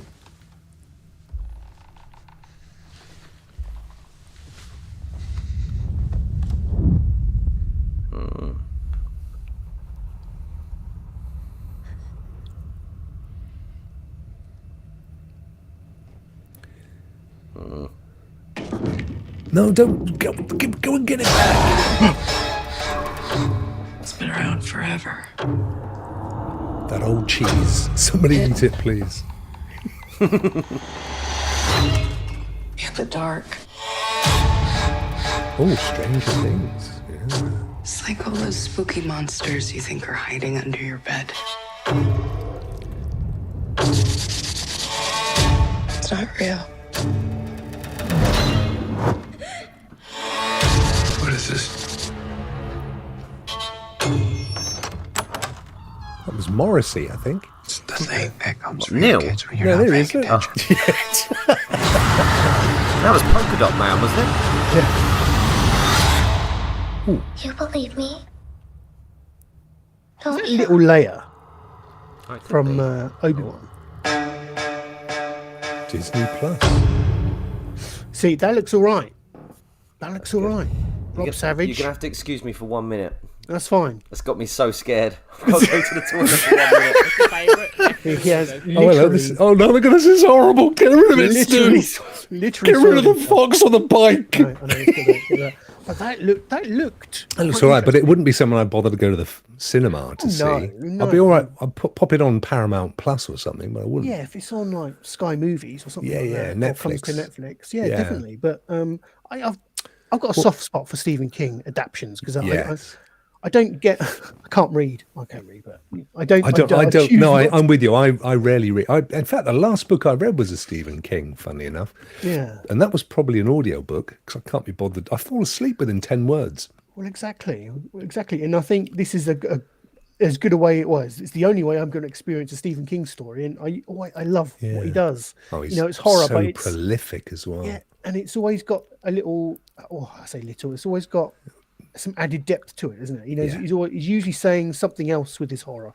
It's not Well, just the just two there for books, shocks. the two books of his that I read, the last one and the one before that I read, the one before was really good. It was about time travel and this guy trying to thwart the assassination of Kennedy. And in fact, the name of the book is the year, that is the date. And that's a really good book. I really enjoyed that book. The last one, not so much. It's about a guy who's a hitman and he's made enough money. He wants out, but he's pulled back in for this one hit. And it turns out he's kind of being set up. That's actually a pretty good book, but not as good as the Assassination of Kennedy one. That's really good. Martin in the chat is saying that although it's coming to theaters, it's going to be on Disney Plus. Oh, that's interesting. So I'll hang out for it on there. Oh, nice. If that's the case, then happy days. Yeah. Yeah. I often find that. But first and cinema, okay. With the Stephen King stuff, I often find that his shorter stories adapt better to the big screen. I don't know if that's because they're trying to cram less in. Well, that assassination one, they made a series. They did, didn't they? Of it, yeah. Which wasn't like Josh Hartnett in that or something. It could have been. Yeah, it could well have been. It wasn't as good as the book, but they rarely are. But there's no way it could have been a film. It was way too deep. Is In the Mouth of Madness a Stephen King film? I don't know. With Sam Neill. He's playing a Stephen In the Mouth King of Madness. Yeah, he's playing a Stephen King character. Like type character. He's a writer that has to... No, he has to go and find a writer, that's right. And the writer's called... Yes, it is. It is a Stephen King. 1995. Yeah, that's a horror I've actually watched. Because Sam Neill was in it. I was going through my Jurassic Park phase. Yes, he was there, wasn't he? It's a Vegisaurus. What do you think of that, Jimmy? It looked appropriately scary. He didn't do it like... If she was generally that scared, she should have just kept all the lights on, shouldn't she? Yeah, in theory, she should have done, yeah. Do you know, know it was her dog anyway, don't you? That's all it was. Spoilers. Christian Guru Murphy, you know, the man, you know, Channel 4 news reader. Yeah. He believes in monsters and sleeps with his lights on and always checks his shower when he stays in a hotel. That's what he said on Would I Lie to You? And that was the non-lie. Yeah, that was the true. That was the true. Wow. Yeah. That was bizarre. Wow. Yeah. So please, but he's interviewed people like Johnson and Trump and stuff, so he's got rights to feel that way. Really. I need a wee, so just continue to. Oh, that'll be me next then. Got to that part in the show where we all take a slash. So there you are, Jimmy. What's your next movie lineup then? You got anything? Anything? The agent got you any work for your next gig? Or, I'm out that game. It's a shit business. Is it? It's a shit business, Rokk. You're not up for the next Star Wars or anything then, or? The idea of going back to acting terrifies me. When was the last time you professionally did any? Well, I didn't really do anything professional. I mean, the only sort of professional work I did where I was paid and there was a film crew and it was Disney was a kids show called Bunny Town, and I played a long jumping rock singer called Crazy Keith McRonnie. Wow! And I've never seen it. I've tried. I've never been able to find it. And I was in the Super Silly Olympics, and that was like the height of my fame. How old were you there then? I mean, assuming you were 25, 26. Okay, that was a couple of years back then, not very long. Yeah, not long ago. No. But once I got into my job when I was 28, I was just like, I'm not. I wasn't driven enough. You've got to be either super lucky or super driven. So what was your original goal for going to drama school then? Just because you enjoyed it? I mean, did you ever think I could never do a career? It's purely the fun of drama. I was good at school or whatever, and I want to do it now. I failed my A levels royally. I spent 50% of my A levels in the pub, and then signed up. But one of my A levels was theatre studies, and then I signed up for a course at the Colchester Institute in drama and theatre because I enjoyed it. And it was there because my mum said you either go back to college or you get a job. So and she weren't happy with me starting my own karaoke company. So I went and did that. And it was there where there was some really good teachers, and they said, look, you could go and do, you could go to drama school after this and that. And I started going, oh, hang on, there could be a career here. There could be something.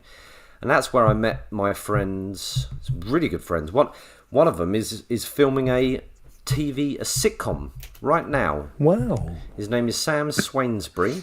He did the sitcom Mum. He was in Fisherman's Friends 1 and 2. Great films. And the first one was. He's filming a sitcom for ITV called, I can't remember what it's called. Ah, damn it! But he's doing that at the moment. But yeah, so I went to college with him. I went to drama school with him. Wow. But yeah, after a while, I wasn't driven. I was too busy drinking and partying and just doing sales jobs, and I didn't love it enough. I wasn't in it. I found Bunnytown, but I'm not sure it's the one that you were in. It will be. Really? Is it like Little Rabbits? We wondered what the Yeah. hell I'd been sent. What is this? Were Yes. you in Yeah, it? this is what Jim's been in. Yeah, you'll never find my bit because I still haven't. What was really annoying is recently. You help serve the hungry. I'll mute it. Oh, there I am. I'm the purple one. Yeah. There you go. Still got it. Look at that. Look at you. Never lose it, mate, do you? So what was Never this, lose Jimmy? Is this So this was on Disney. It was Disney owned. And then when I got Disney Plus for the first time, when that all sort of got big, it was on. And I was like, oh, wow, because I'd never found it anywhere. So I was forcing my children to watch it, waiting for the episode to come up that I was in. And then it came off of Disney Plus. After we had watched there was so many episodes. We watched about 6-7 episodes, and we just never found me. They go up into the real world, these bunnies, you see, and they see people doing weird things. what were you doing? I was a long jumping rock singer called Crazy Keith McRonnie at the Super Silly Olympics. One day filming, 400 quid. One day Wow, filming. mate, you can't complain at that, can you? Catering, lovely. Yeah. Runner bought me a bottle of water. Felt famous for a 400 day. quid an hour. So were you one of the real people that they go up to see then? Yeah, I was up there, but I was only in one episode. Like as I said, and it must have got cut. It may not have been. I just never found it. But yeah, that was the height of my outed me. That's something I wish more people knew about me. Yeah, you see, well we've exposed it now. Bunnytown. There's a great comment there from Martin, Happy Cloud Gamer. About the war films. No, about there's work in Norway for me. Yeah. Jump War over to movies. Norway. There's lots of work for English acting. And no joke, we are all into Second World War movies now. I could see you as a British Yeah. Come on, private. get in the aeroplane and we'll shoot the Nazis. Yeah. Spot on. Yeah. Show that to them, Martin. Could do that. Show that. See You what could they play think. Douglas Bader. I could see that. Yeah. Douglas Vader. I like that name. Darth's Doug- dad. Big Doug Vader. That's his name in Star Wars. Do we ever find out who Darth's dad is? Darth Vader. They've hinted in comics that it was the Emperor had What, Palpatine, where he's force called? made him. Yeah, Palpatine force made him. But it's still. I don't think that's still canon yet. Ah. Yeah. Right, boys. It's It's the fella from Bristol. They all know this, don't they? Dave Prowse. But yeah, I met him. Did I tell you this, Stu? Did I ever tell you my Dave Prowse story? It's going to be one of those long shows, Stu. Buckle in. He was a lovely chap back in the 70s. Because when he finished, well, he did his Star Wars, you know, and I mean, he probably only got 400 quid, like Jimmy, to be fair. And he had to make ends meet, so he became the Green Cross man. Yes. Yep. He did that for Public Doofer, and they put him on a little tour, go around all the schools, and he turned up with his green leotards and his huge thong, and his Bristol accent, like you're only crossing the road, don't be doing it this way. And of course, what pissed him off, bless him, was nobody gave a flying fig about crossing the road. They wanted to know what was Luke like, and and what was how did they make R2D2 work, and all that stuff. And he's like, I can't talk about. I'm the Green Cross Cold Man. I don't know what you're talking about. Yeah, that's a bit of a come down, isn't it? It's a From shame. Vader Isn't to it? the Bless Green him. Cross Code. He never lived down the fact that they got James Earl Ray Jones, or whatever his name is, to do the voice. Yeah. Well, also what they did is in the final film, when they got the other actor in to do Darth Vader, when Luke takes his helmet off, they didn't tell Prowse, and they were like, "Yeah, you're not needed today." No. Yeah, they really fucked Prowse over. But Prowse was notorious for leaking things to the press. Yeah. You're not going to believe it. I am Luke's dad. It's amazing. He was really so good. He was really bad, apparently. Like, Oh, there was big fallings out, and they didn't use him as the dad. Loose lips cause Sink ships. Empire ships. Yeah, the sink spaceships. Battleships.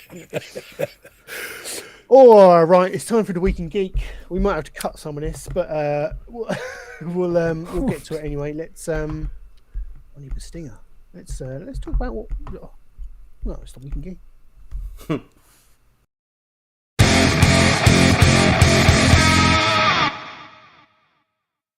The Week in Geek, where we come together and we bring our some of the highlights from our collective weeks.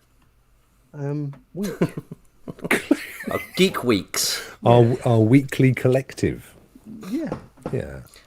What do we want to do? Do we want to do news first? Or Stu, let's just go through it. Let's bash through it. We'll get through it. Go on. You start. You lead us through it. Okay, right. Because we've got to do the first one.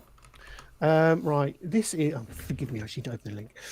So it's just the original Wednesday Addams actress, Lisa Loring. Oh, sadly passed sad away. Story.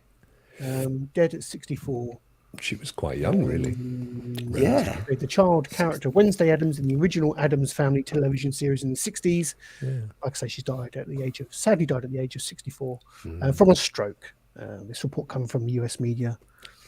A couple of short months after the release of Netflix Wednesday, starring Jenna Ortega. Yeah. What a shame. That would actually been quite a bit of a career fillip for her, I would have thought, coming off the back of the Netflix show's been outrageously successful. Yeah. I mean, you've got to think they may have got her in it at some point. Yeah.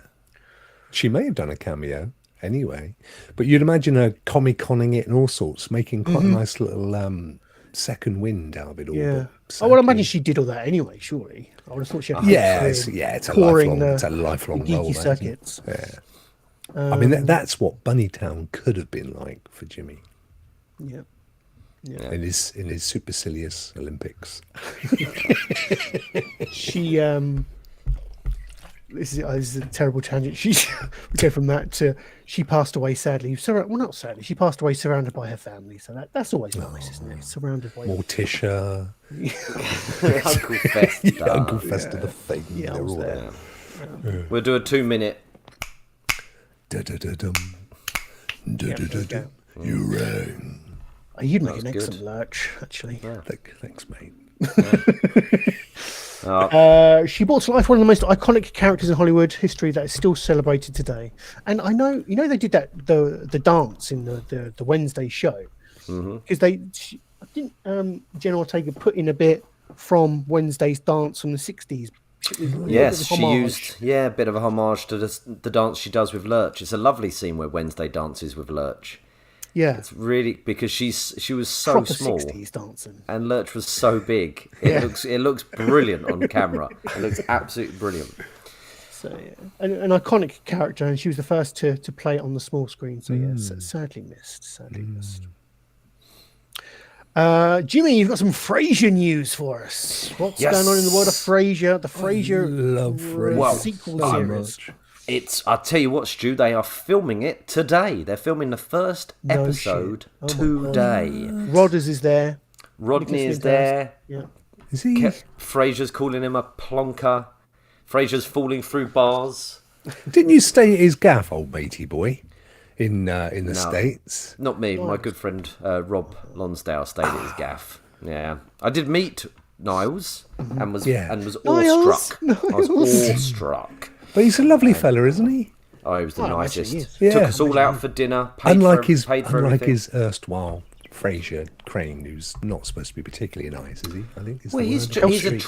Kelsey Grammer's a troubled man, isn't he? With drugs and heart attacks and prostitutes and women republicanism. Yeah. I mean, that's the worst of that lot, isn't it? All of those, really. But anyway, I went to see Kelsey Grammer in New York in La Cage de Folle. Yes. Au Folle, the birdcage. Yeah. And he was fucking brilliant in it. And we waited for him afterwards. He's very to shake his talented. hand. Massive head. And it's Kelsey Grammer. Yeah. And I shook his head, and there was a woman there going. Shook his head. I shook his hand. No wonder he was pissed off. No, he was fine with me. He was fine with me. I was, I was just very super friendly. But some woman went, "Can I get a photo with you?" And his bloke who was with him, like his security, went, "No, he doesn't. He's not doing photographs." And she went, "His brother is over at the other place." Dick. Oh, wow. But anyway, yes. So they're doing Frasier sequel. It's coming out. They're filming it today in front of a live studio audience. Now, when was the last time they did that? Sitcom in front of a live studio audience. That's been Friends or something. I don't know. Well, Big Bang Theory, I think it was. Okay. That said, I think that 90s show, which has come back, that 70s show, is now that 90s show. They've done that on Netflix. That may have been filmed in front of a live studio audience. That's got that old look. So I don't know if that's going to alleviate some people's fears that it is going to probably look the same. Not only is it being filmed in front of a live studio audience, it's being set in Boston, which is obviously where we first met Frasier. Going back to his roots, yeah. Going back to his roots. Oh, do you reckon we'll get a scene in Cheers? Oh, I hope so. Making your way in the world today. He's got to go to Cheers, surely. The set for Cheers is in the Smithsonian. Is it called the Smithsonian? Oh, I love Cheers. Really? Yeah, so they'd have to rebuild the set. Wouldn't you What's Ted Danson doing these days? He's dead. He's dead? They're all dead. They're all dead, mate. Curb Your Enthusiasm he's been doing. He's brilliant in it.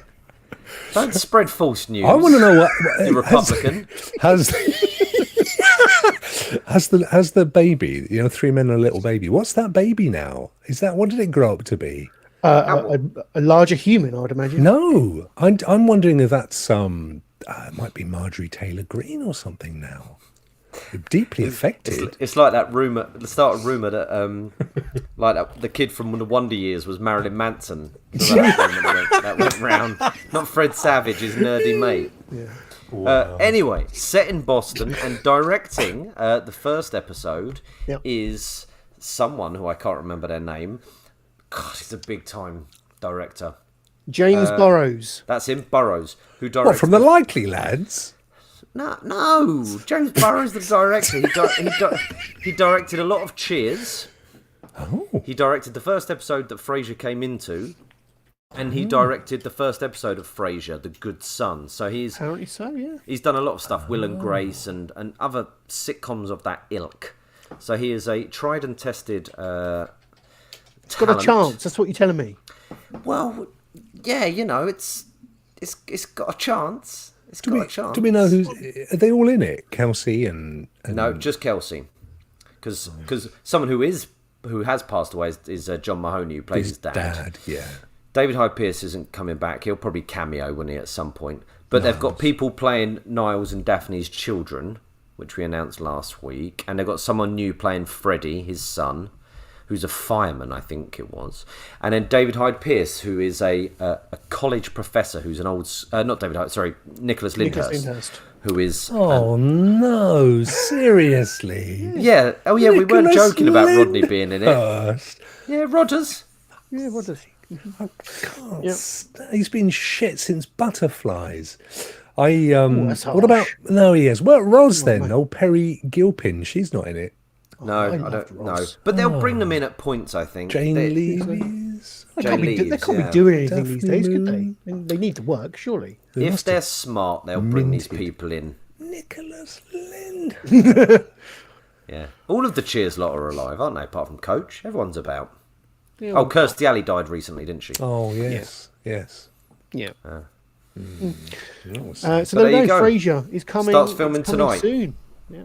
Paramount. What role is Nicholas Lyndhurst having in it? He's an old friend of his from Harvard, I think, and he's now a college professor in Boston. But English? No, yeah.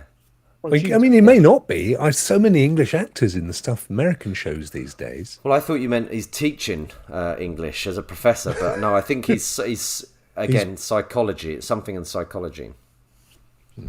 But I'm sure he'll do English. I can't imagine. I wonder if he'll do acting. I can't. He's the same character since Butterflies. He's just Rodney. What about everywhere. Good Night, Sweetheart? Rodney in 1943. It was the same dude. Rodney. What about when he played Freddy the Frog in the sequel to Only Fools and Horses? Fair Rock shout. and Chips. Fair shout. That was a slightly different character. Just yes, yeah, he was French. No, So he was a frogman, wasn't he? Freddie He was. Frog. Freddy the Frog. Yeah. I was gonna bring some Lego leaks for you. Some of the latest Lego rumors of sets coming out, because there was a big leak of certain sets that were going to be releasing in 24 and 25. So, but they've been deleted. So that gives even more kind of. Oh no way! Yeah, because I got them from this Lego Leaks Instagram account, and they're not on here anymore. But regardless, we were going to be getting a X-Men mansion. That would have been awesome. What's the Sandcrawler, the Jawas Sandcrawler from Star Wars. Wow, that looked amazing. That was a huge proper collector series. You know, one of the adult sets. Zelda, that was getting some Lego. That would have been awesome. Yeah. Obviously, we've had the Mario sets, but the Zelda sets that I saw, one was of the Deku Tree. You also had the Link and Zelda minifigures. It looked smashing. I can't think what else there was. I'm just so gutted that they've taken them down, clearly for legal reasons. Did you not snap them? No. I'm glad I didn't actually have them on the show now, because they clearly would have. The Lego Nazis would have been after us. The Lego Nazis. Yeah. They haven't done that That's a yet. shame. That would be a good collection. Yeah, I'd like that. The Lego Nazi collection. Yes. Interestingly, they don't on the Indiana Jones sets, because obviously they are Nazis, aren't they? Mm-hmm. They call them German soldiers. So you know, for obvious reasons, and there's obviously no. What is that in the middle there? Massive pair of Lego jugs. Yeah. Double tap on the boobies gives a surprise. What? Hey. Oh, you've liked it. He had to do it, clever. didn't he? He had to do Very it. good. Very good.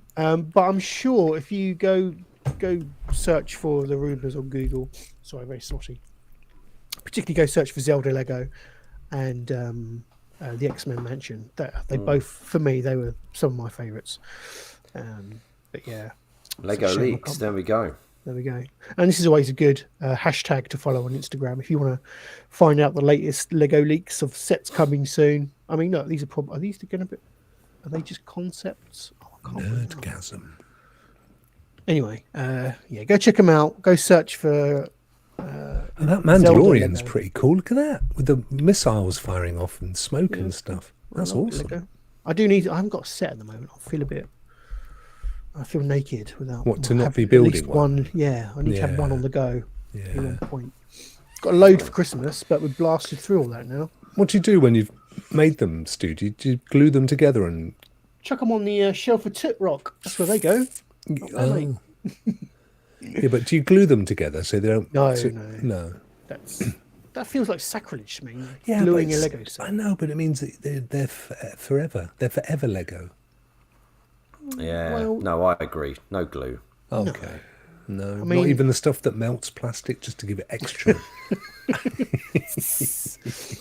So that was a bit of a lackluster story, so I do apologise for that. Zelda But Lego. those rumours are out there, so go check them out and you'll see what I mean, particularly with the Zelda set. It looks so good. Yeah. When's that coming out then? The Zelda Oh, one.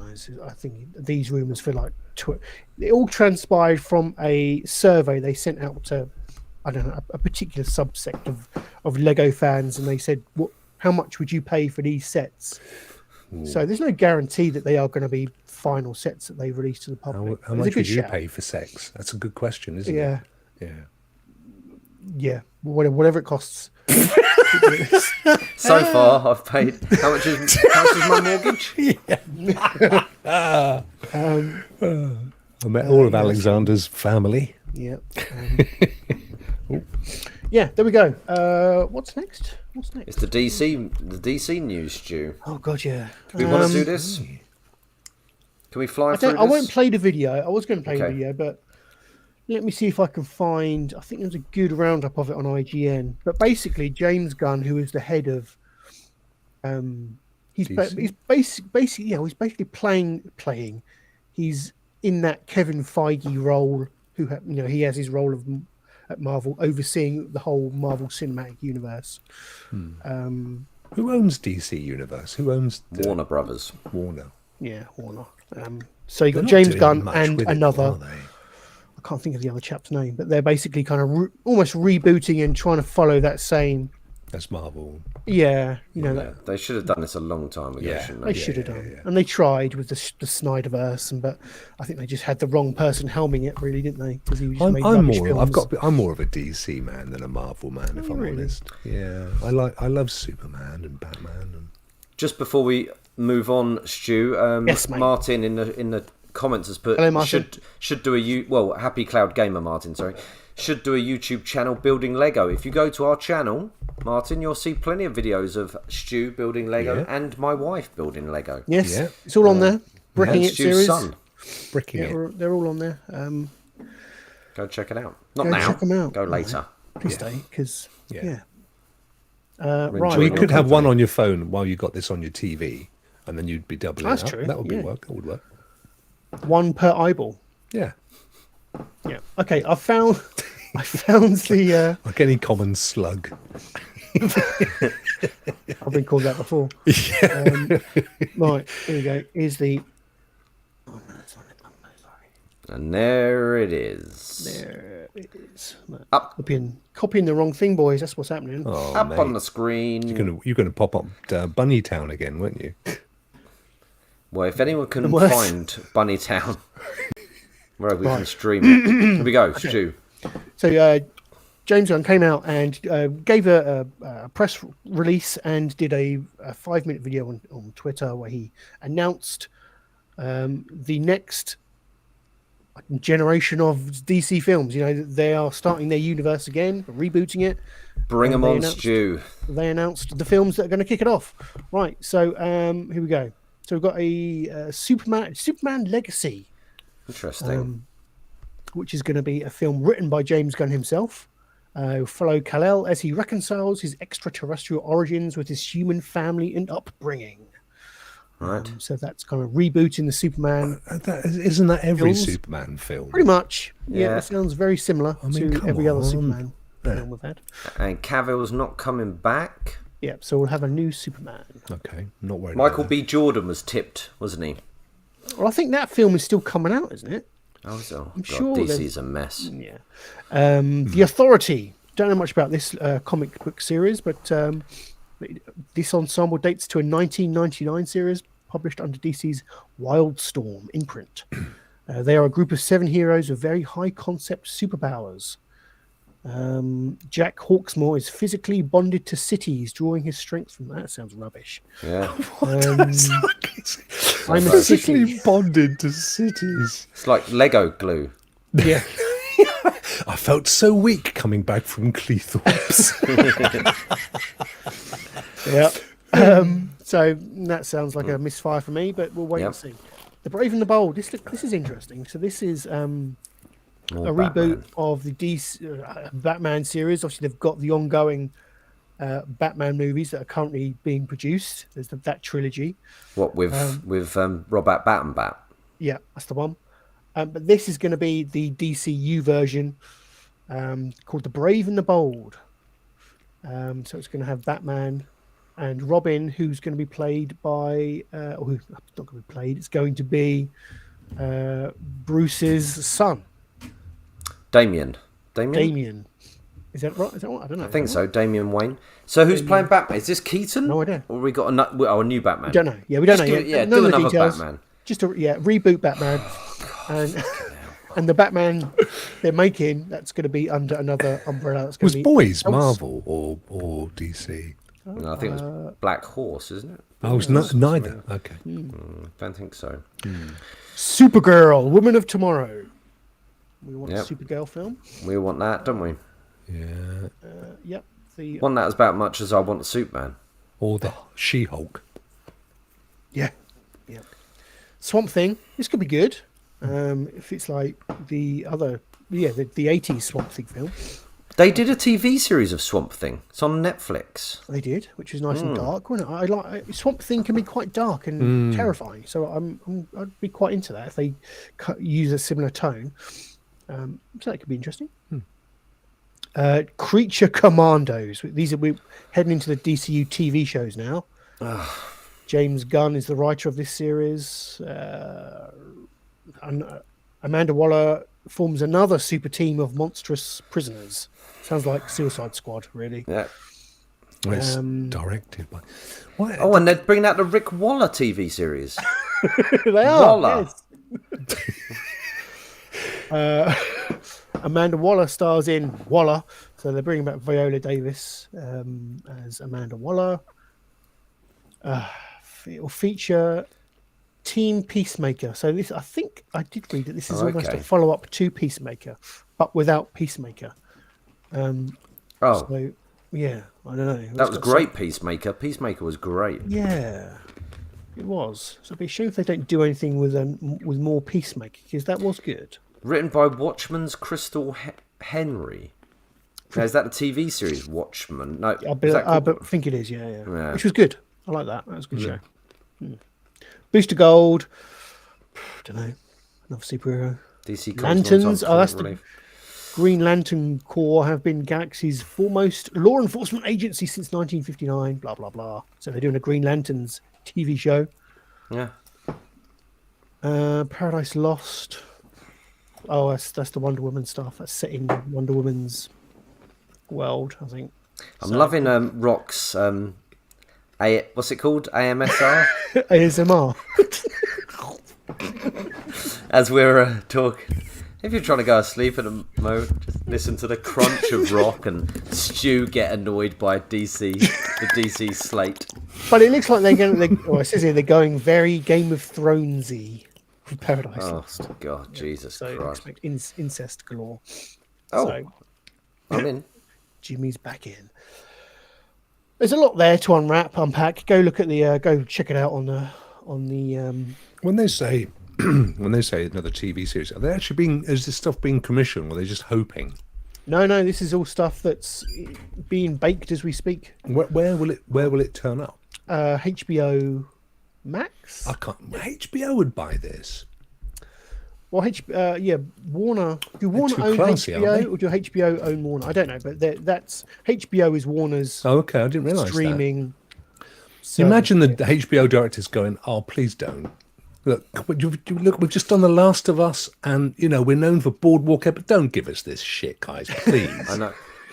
Please. So what are you doing? Superman again, yeah. Batman again, yeah. Supergirl, and then loads of stuff you ain't heard of. Yeah. And then Waller, because she win an Oscar recently? With Viola. Viola Davis won for that. Something what better. Was it called? It was a film she did about. I don't want to say what it was about because I'll get it wrong.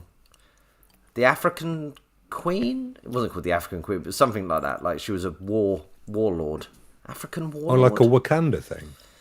Oh, yeah. What was that called? Isn't it like the woman? Warrior Queen? Warrior Woman or something. Warrior. Warrior Woman. I'm so Warrior worried. Woman. That'd be. I'm so worried about the future for DC. Waller Woman. I don't know. It feels like they're trying to emulate Marvel's path too much. I don't know. That's an interesting point that Abby's making there. Interesting comment. Yeah. Yeah. Is there a distinction between Marvel US and DC Europe? I mean, I must admit, I've grown up with Superman and Batman, and I didn't really give two figs for half of the Marvel stuff. I think Batman's just always been the coolest superhero of all of it, really, hasn't he? Maybe Wolverine was cool, but something about Batman, the costume, the voice, the attitude, and the fact that he doesn't have superpowers. I mean, he's just he's just honed with the dosh somehow. The dosh his backstory. There's something really intriguing. Great backstory, and I think that's what brings people to DC more than anything. Because I think Superman is a boring character. Isn't he? Yeah. I think you're right because ultimately he's just too. I think he's just too powerful, isn't he? And nothing can, apart from kryptonite, which is like a green rock. Excuse me. Yes. What can really kill him? It's like, how can you make that narratively interesting?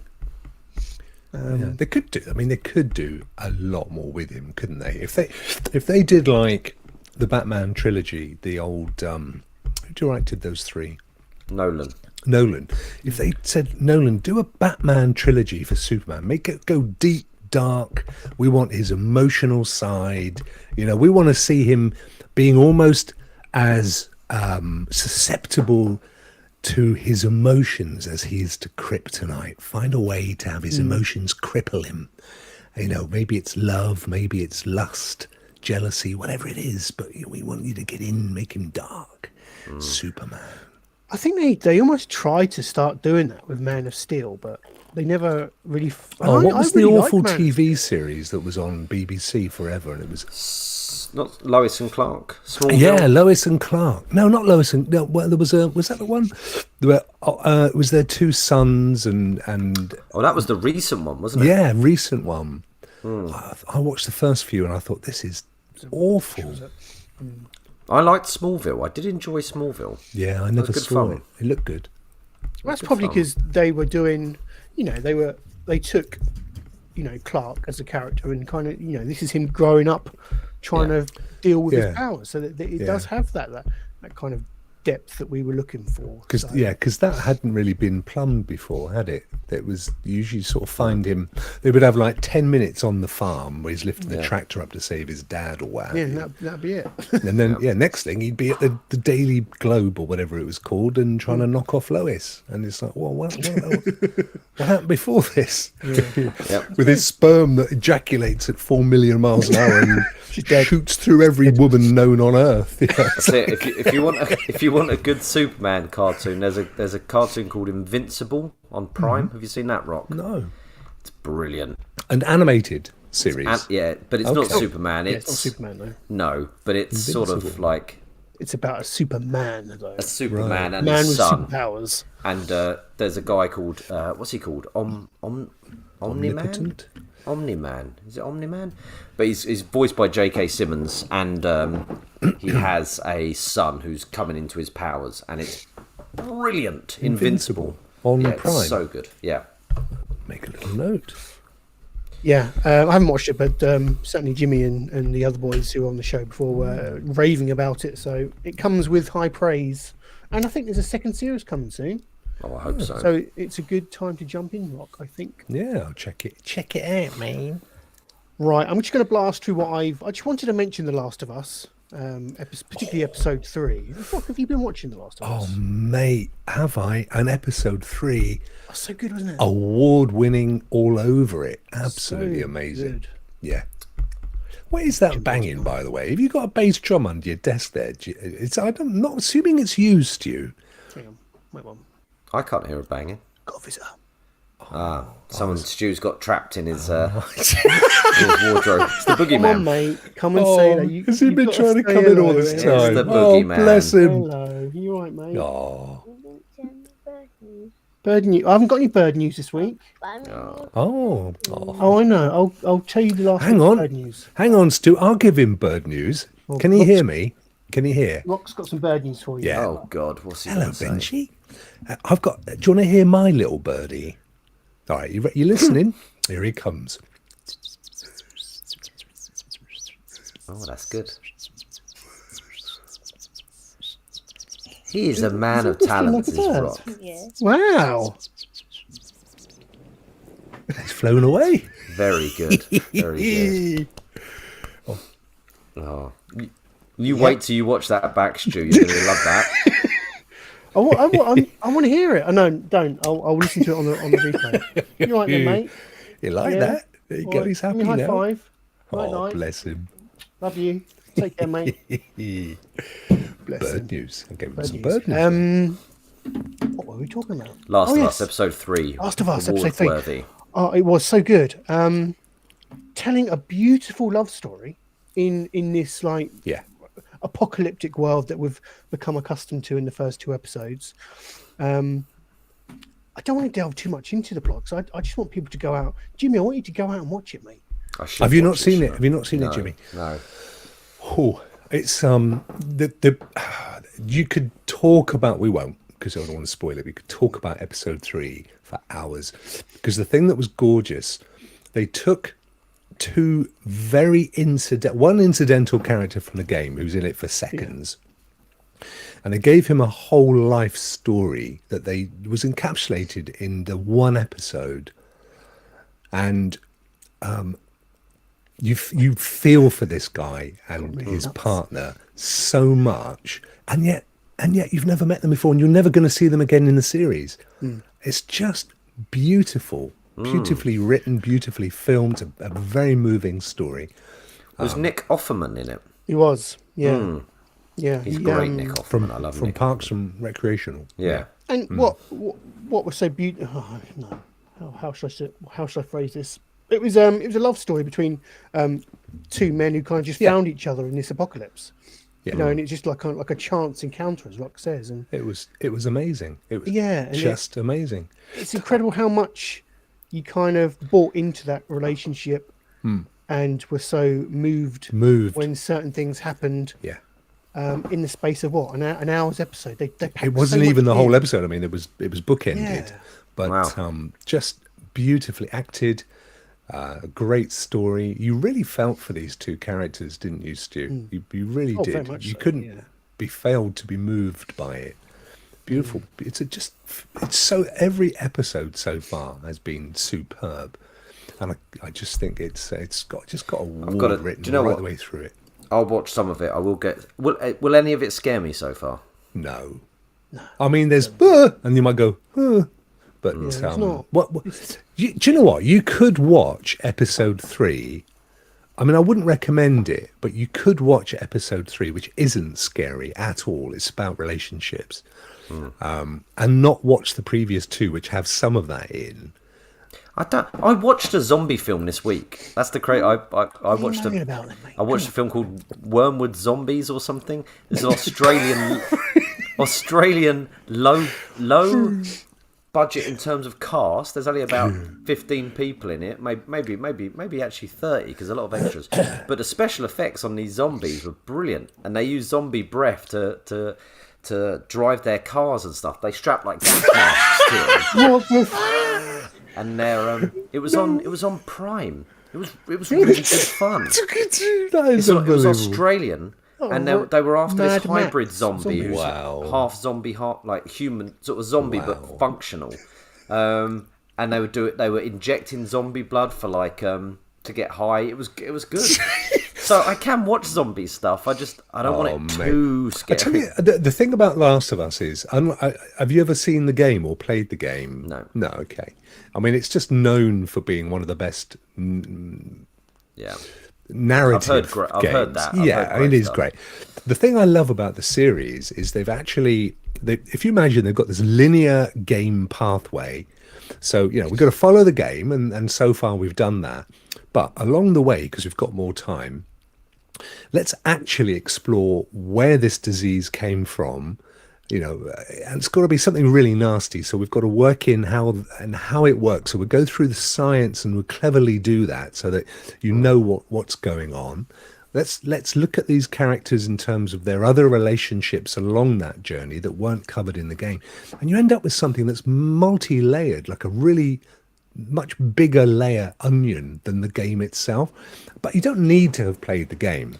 Now, in the zombie film I watched, he had chained up a zombie and put a bird cage on his head and boxing gloves and used him for boxing practice. Does that happen in The Last of Us? That has not significantly happened yet. Then I'm out. Close. Yeah. Very close. I mean, that happened in Fear the Walking Dead, which I've just finished, having watched 7 seasons of it and binge watched it for the last couple of weeks. Any good? No. In a word? No. Yeah, good. Right, moving on. Jimmy, you put down Extraordinary again. Are you continuing to enjoy it? Yeah, I'll be quick. I finished it. It's the first show I've actually blitzed in about 2 to 3 days. Extraordinary on Netflix, a show about a young Irish girl. She's 25. Everyone else in the planet has superpowers except for her, and it's her just navigating through life as this person without powers. Lots of people fly, but then lots of people have funny powers. Like one chap has a 3D. He can he can produce anything like a 3D printer, but it's through his arse. So when you want something, he pulls his trigger and he's like, Can't we all? Shut up. And he'll get like whatever they need out of his arse. I thought we all did that. It was a really good, heartfelt show. Really good, really good. I recommend Extraordinary. I do Irish. know. I actually like Holly that has as well.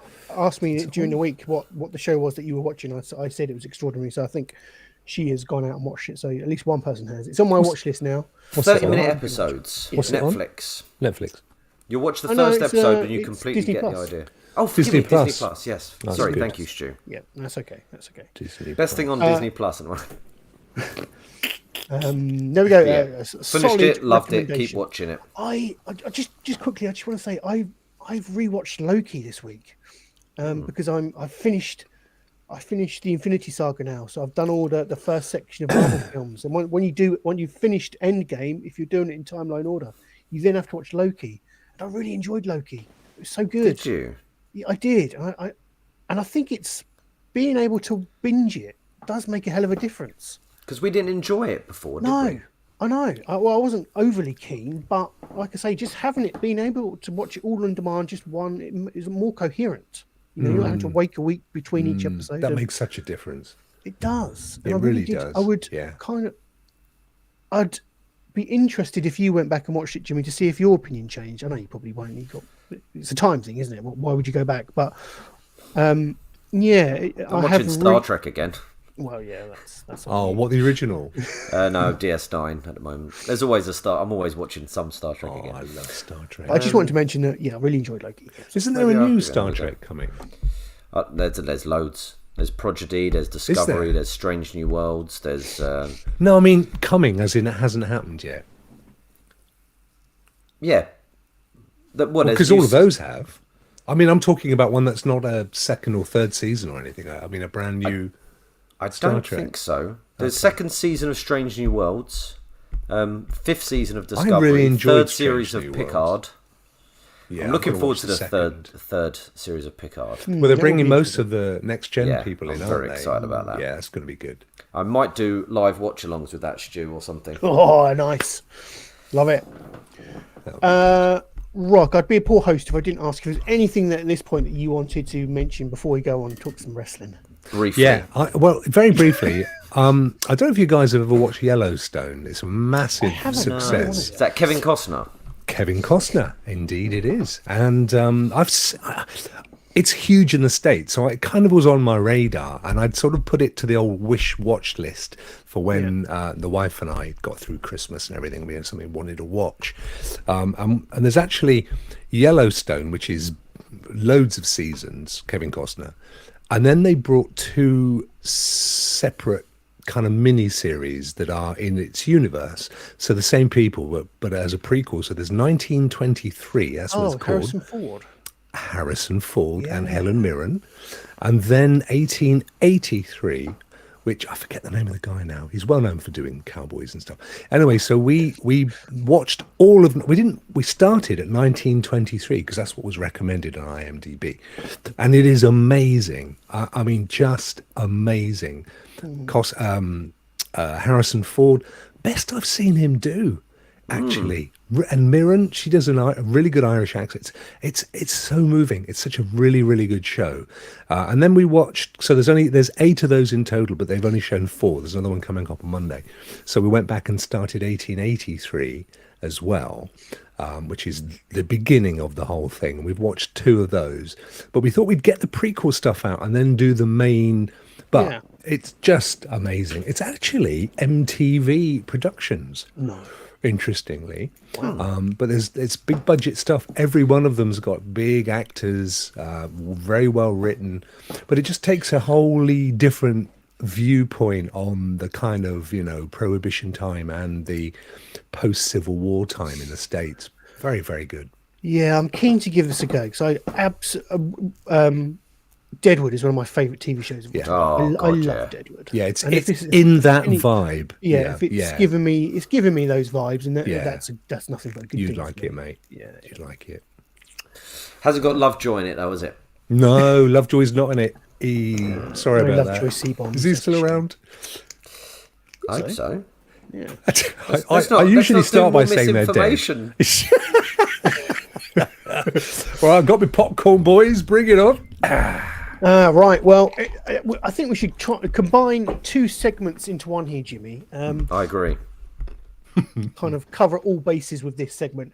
So this segment is we don't want to imply that Rokk is some old dog that we need to take out back, like old Yeller, put a bullet in his head and kill him off because he's a Philistine. No, not at all. We just wanted to kind of instill some of mine and Jimmy's love for pro wrestling on the boy and try and get him, see if we can turn him to the light. Not the sort of dark side, is it? No. Are we the bad guys? With Vince in charge. Yeah, we are the bad guys, yeah. But anyway, this is can you teach an old dog new tricks? And in typical fashion, we've got a quality sting. Oh. Do you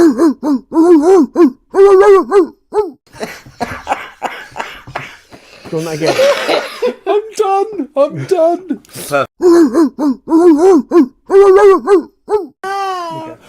That is so good. Nothing. Oh, I'll just bring my mate in for this. Right, you got. Oh, I chose right. I chose right. You got to give me 30 seconds. I'll be back, Stu. You keep. Well, maybe ask Rokk what he does know. Jamie got so excited by seeing me in the shape of a dog. I'm gonna wet myself. Well, I'm going to do the sting again. There we go. That was so pure Rokk, artwork, my friend. No expense spared. I'm telling you. Amazing. Rokk. So we are going to come at this to try and win you over to the world of professional wrestling.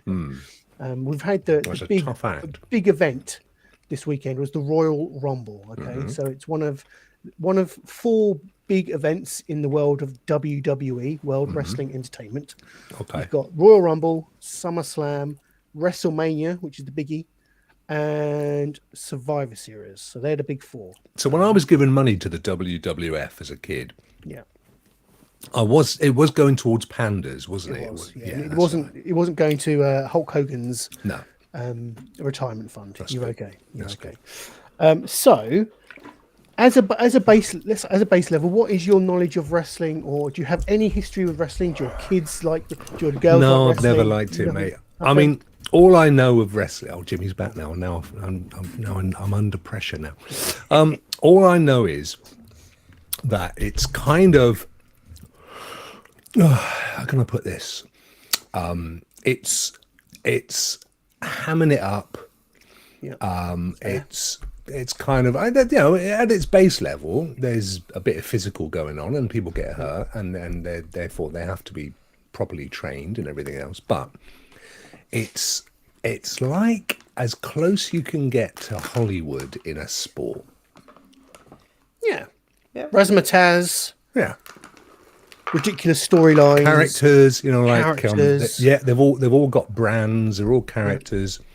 There's very few that just turn up and wrestle. You've got the Undertaker, and Hulk Hogan, and all these guys that they've all got their little backstories, and then they pretend they hate each other, and they have this kind of wind up before they get in the ring, and so everyone's going, yeah, I hate him, and the old ladies in the front, yeah, go on, get in there, Haystacks, show him what it's all about, go on, get in there. Pretty much it, Rokk. Yeah. You've covered all the bases there. I thought What's not to like? No. The way I would describe it to friends when they'd sort of say, like, why'd you watch that, would always be, it's like a soap opera but with superheroes. Yeah. That's it. And proper fight. They have a fight about there should be good storylines. You should want people to win, and then you need the athleticism, and they have to tell a story in the ring. Yeah. But it's not real, though. Huh? Oh, yeah.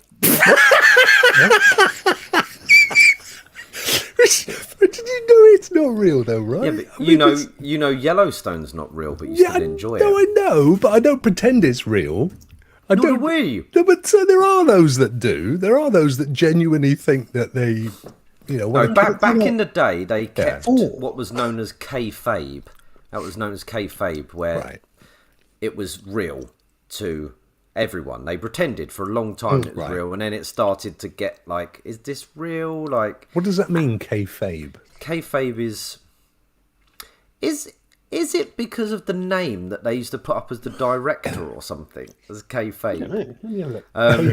But kayfabe means when they say when wrestling was kayfabe, they mean when they tried to make people believe it was real, right? And then after a while, Vince McMahon did a big. People knew it wasn't real, but then Vince did a speech where he said he just outed it all.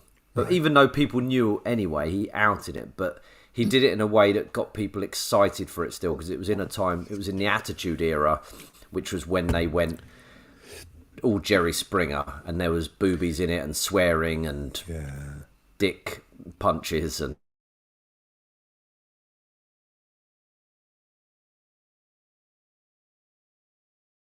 try, right, Stu, and get the Rokk to appreciate some wrestling. The Rokk. To appreciate the real Rokk. Yeah. Yeah. We should have bought a Rokk clip, shouldn't we? Damn it. Yeah, failed, massive fail. So, let's just. I want to cover the Royal Rumble briefly though, because it was a big event, and as I said to Rokk, it's one of the 4 big events that the WWE hold each year. 4 main big events. Mm-hmm. And what is important about the Royal Rumble, Rokk, and the Royal Rumble is both the name of the pay-per-view event. So they have each month they'll have a big televised event that kind of is the culmination of all these storylines they've had on the weekly TV for the past 3-4 weeks. Okay. And in the olden days, you would have to pay to watch it. Now it's all on streaming networks and subscription networks and such. So the term pay-per-view is a bit redundant. But you are paying by subscription. Well, you are. Yeah, you are. So, I mean, like Amazon Prime, that kind of thing, is it on? Yeah, there's a network. There's a WWE network. Right, okay. Which you can get like Prime on Netflix. Right. So we had the Royal Rumble this Saturday night, but the Royal Rumble also is the name for a match type. So a match on the card that evening was the Royal Rumble, where 30 men at 90-second intervals wander up into the ring, and then they all each have to throw each other. It's like think of it as a battle royal.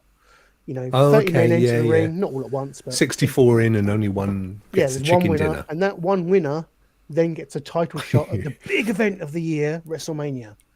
So it's quite a good event for kind of resetting storylines or kind of. I'm sorry, I'm just laughing at Ethion asking if this is a recording. Having just told him that we are in the UK. We psychically knew you were going to ask that question. Oh, when imagine we recorded this a week ago. Yeah. But the Royal Rumble is a great one to get back into wrestling because you see all the different characters. You get a chance to see everyone, and you it's all the major see who ones, people then. like. Yeah, they'll have some other matches on as well. But the Rumble's the best one of the year. It's the most fun one because they got to chuck each other out of a ring. And I quite enjoyed this year's, Jimmy. So how do they decide who is going to be the one then? Vince McMahon and Triple H or whatever will sit down and go, who do we want to push this year? Right, okay. Yeah. Okay. Do they all get a chance? Do they all get a stab at it? Or is it just who they feel has got the biggest box office pull and brand and stuff? That plays a big part into it, I would say. Like who can sell the most merchandise? Who's going to sell the most tickets to that event? Who's going to pull in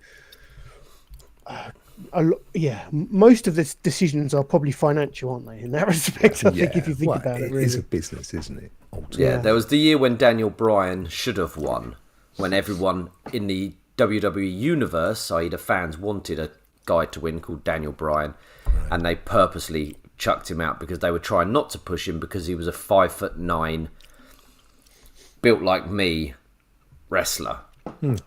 Big beard, long hair, not particularly good looking. The sort of Ron Jeremy of wrestling, then, basically. He's better looking than Ron Jeremy with less sex offences under his belt. Okay. But separate the act from the actor. People got behind him, and people were furious when he didn't win the Rumble, so they just booed everything else after that. So most years they get it right who should win the Rumble, don't they? But occasionally they get it wrong. Yeah.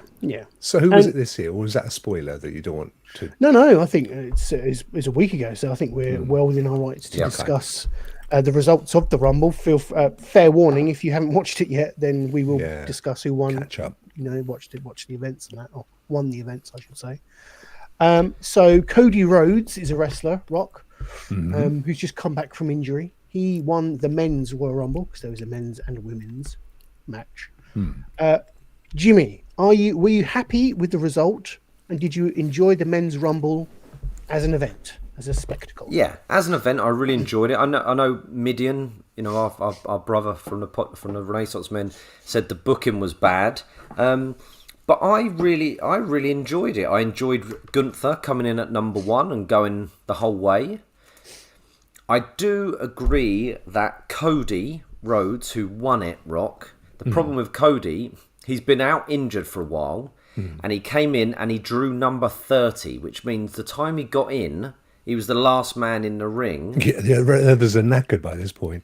And by the end, it was just him versus the guy who had come in at number 1. Gunther. So, who's a big German. Is he Austrian? Austrian, I think.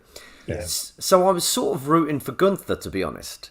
To go from number 1 and get to the last 2, is sort of what... And he's a brilliant wrestler. He's great to watch. Right. And we've got a clip of him coming up. You'll be able to see.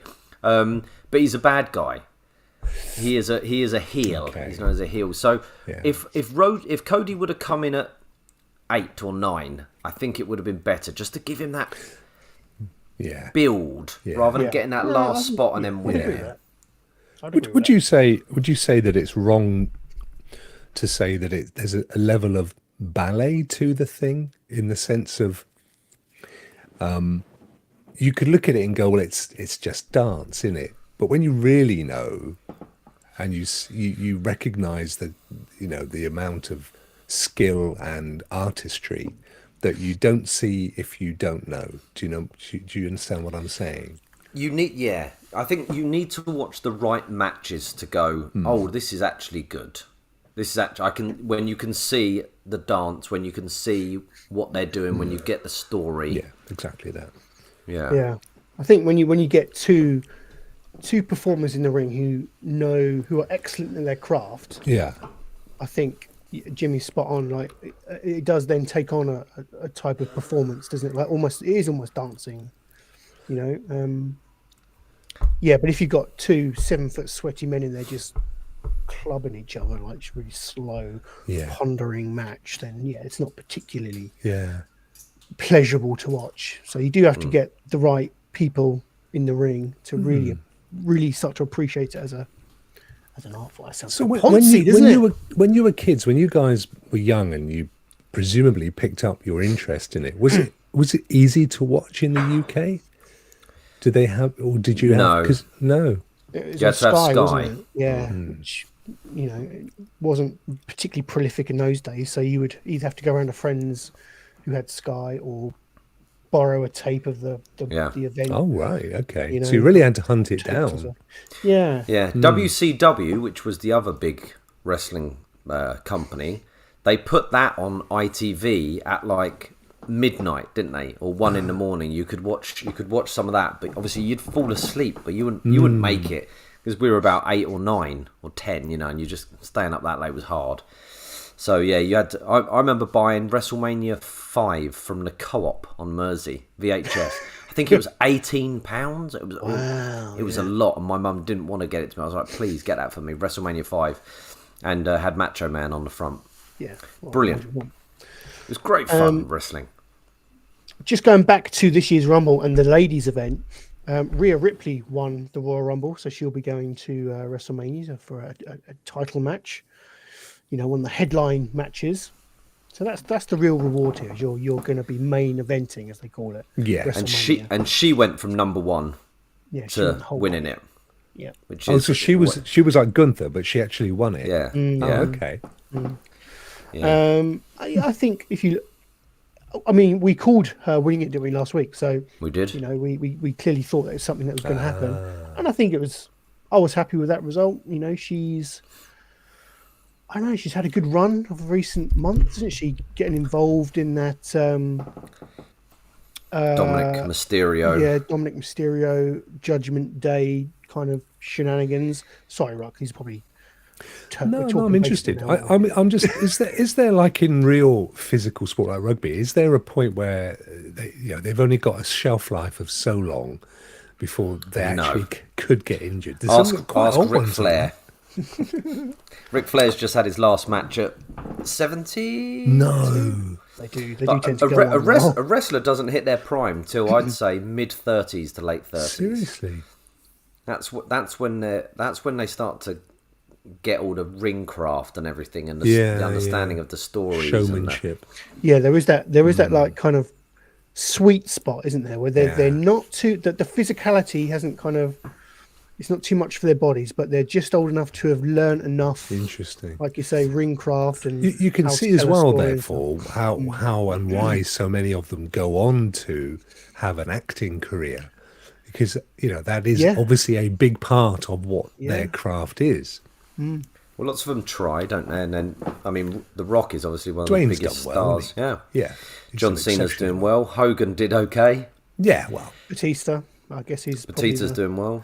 Wasn't the original Hulk, Lou Ferrigno, wasn't he a wrestler? No, bodybuilder. Ah. It's bodybuilder. But, that's... and I like my wrestlers looking a bit older, because when they look like young boys, they don't look like men. Reminds you of your day job then, mate, doesn't it? You don't looking at young boys. With the parties and the kids and that. No, but I like when I'm watching people fight, I like it when they look like men. Manly men. Yeah. Manly men. I reckon I could do it. Yeah, you got the beard. All right. Well, you watch these clips we've got lined up for you. And let us know if you think you could handle this. That is an excellent segue, because we have bought, myself and Jimmy have each picked a clip that we think will help to win Rokk over, this old dog over into the world of wrestling. Riggy? Who would like to go? Who should go first? Let's do you first, Stu. Okay, mate. So, I have picked a moment from my favourite event of all time, SummerSlam 1992, set at Wembley Stadium, Rokk. A young 11-year-old me still thought at this time that it was real. So we are talking. I still thought I'd heard whispers that it might be fake. Everyone always used to say, "Oh, it's fake," and that they're all gay. That was the other thing, wasn't it? Yeah. People would always go, they're all gay. But I still believe. To me, it was still a sporting event. And the main event for SummerSlam 92 was Britain's Davey Boy Smith, Leeds' own. I think he was from Leeds or up Manchester, wasn't he? Up that way. Was it Leeds, Manchester? Somewhere, somewhere there. Up north. Yeah, we'll go with north. And he was fighting Bret the Hitman Hart. Now, there was a subplot to this, in that they were... so Davey Boy Smith was married to Bret Hart's sister. In real life. But they then bleeded that into the storyline of the match itself. So it was kind of art imitating life and all that kind of business. Very meta. So you've got all these emotions going on. What was her name? Was it Diana? It was Diana, wasn't it? I think it was, yeah. I think it was Diana. So they're clearly trying to tug on the British Diana heartstrings as well. Oh, yeah. 92, yeah. So Diana didn't know who she wanted to win. Did she want Davey Boy to win? Did she want Bret to win? Did she want her brother to win or her husband? Exactly. Yeah. It was all over the Intercontinental title, which is like not the big championship. It's like the championship just below that. At a packed Wembley Stadium, and it was just a moment, absolute moment. I watched it and I thought, oh my God, this is just a very special thing that I'm watching. And I've brought the end of that match to you just to kind of, for me, it kind of highlights everything that I've said there. You've got the kind of personal interest, the family interest. You've got the spectacle. You've got almost like the sports like presentation of it. I'm excited, Stu. I know. Have I sold that enough? Yeah, it's good. It's good. So here we go. Let me just key this clip up. Yeah, here we go. Up pops Bunnytown. Yeah, just Never been a wrestler. Let me just wait for the ads to the bugger off. I'll skip ads. Okay. Oops. Oh, God. What have I done? Right, You got cashews there as well, Jimmy, have you? No, salted nuts, peanuts. Oh. Okay, so this is the we're just watching the end, are we? Oh, okay, cool. Just the final few minutes. I think it's a couple 2 or 3 minutes of the match. Lovely. And it's been a 22-minute match up until this point. It's been in terms of wrestling matches. Which one's Davey Boy Smith? Davey Boy on the right with the British Union Jack trunks on. Yep. Bret the Hitman Hart on the left. Probably the world's most famous Canadian. So at the time, these were my 2 favourite wrestlers as well. Yeah. Okay, here we go. Let's sit back and enjoy. What a match. Off the rope. And again. Double clothesline. Pulls man out. What a match, huh, McMahon? Unbelievable. What a night. What a SummerSlam. Uh-oh, he's going for the sharpshooter. Yes. He's going to set him up in the sharpshooter. Bret Hart having presence of mind. Flat on his back. Come on, Bulldog. Knows enough to do this. He can't turn him. He can turn him. There he goes. I knew he could turn him. Come on, submit him. Submit. He's got the hind legs of that mutt. Oh, yes, the sharpshooter opponent. It's all over. Nobody's ever gotten out of this. Yeah, not many people got out of this move. Give it up. Give it up. You can have some Listen to that crowd. Easy way out, pal. Give it up. Your wife will drive home. The pain the British Bulldog is in. Yes, and yes, he saves himself. There she is. Oh, there she is. Oh, Diana. Hey, if you don't like it, you shouldn't be here. Fair I didn't comment. have any choice, mate. Unbelievable intestinal fortitude on the part of both participants. Sunset flip. Oh, he pulled it off. Look at that audience. That's a crowd to retire on.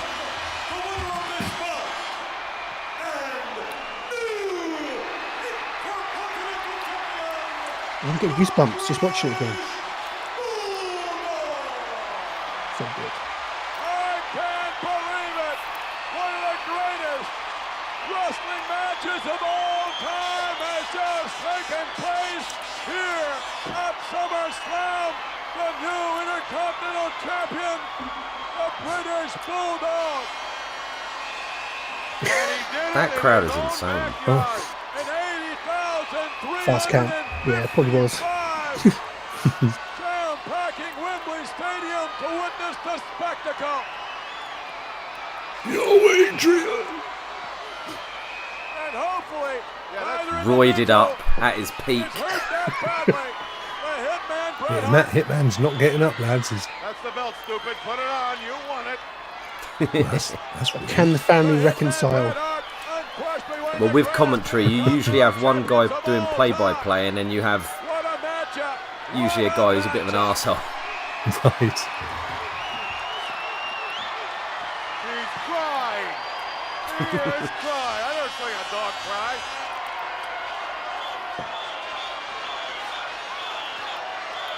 What are these guys doing now then? Well, he's dead on the right. Oh, is he? Yeah, and Brett's just bitter. How did he die? Heart, drugs, Is it? issues. Come on, Brett. Shake his hand.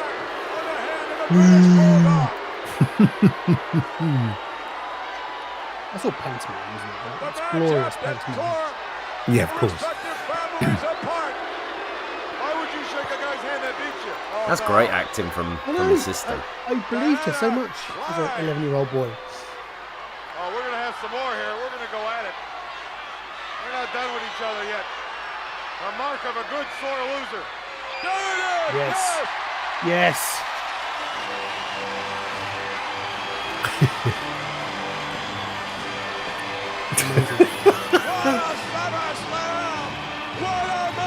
This was probably what sowed the seeds for Brexit. in truth. All those years ago. And when the families reunited. Beautiful. Beautiful. I just want to see the fireworks.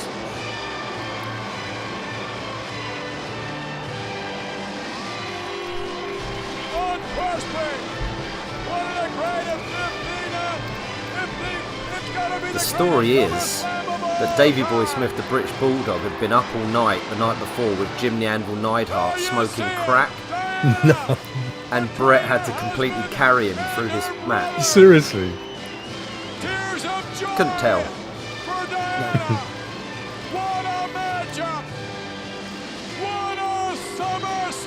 I miss Vince on commentary. Yeah, it was the best.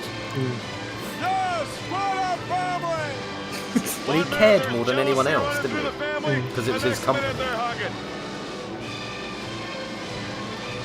There we go.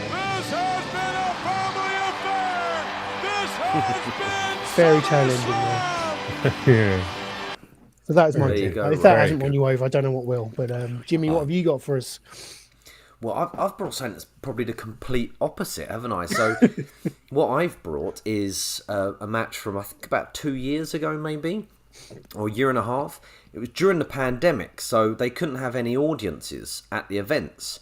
And this is from WWE, but it's from NXT UK. So it's their European side of the business, which they started a while back, which I think has now dissolved.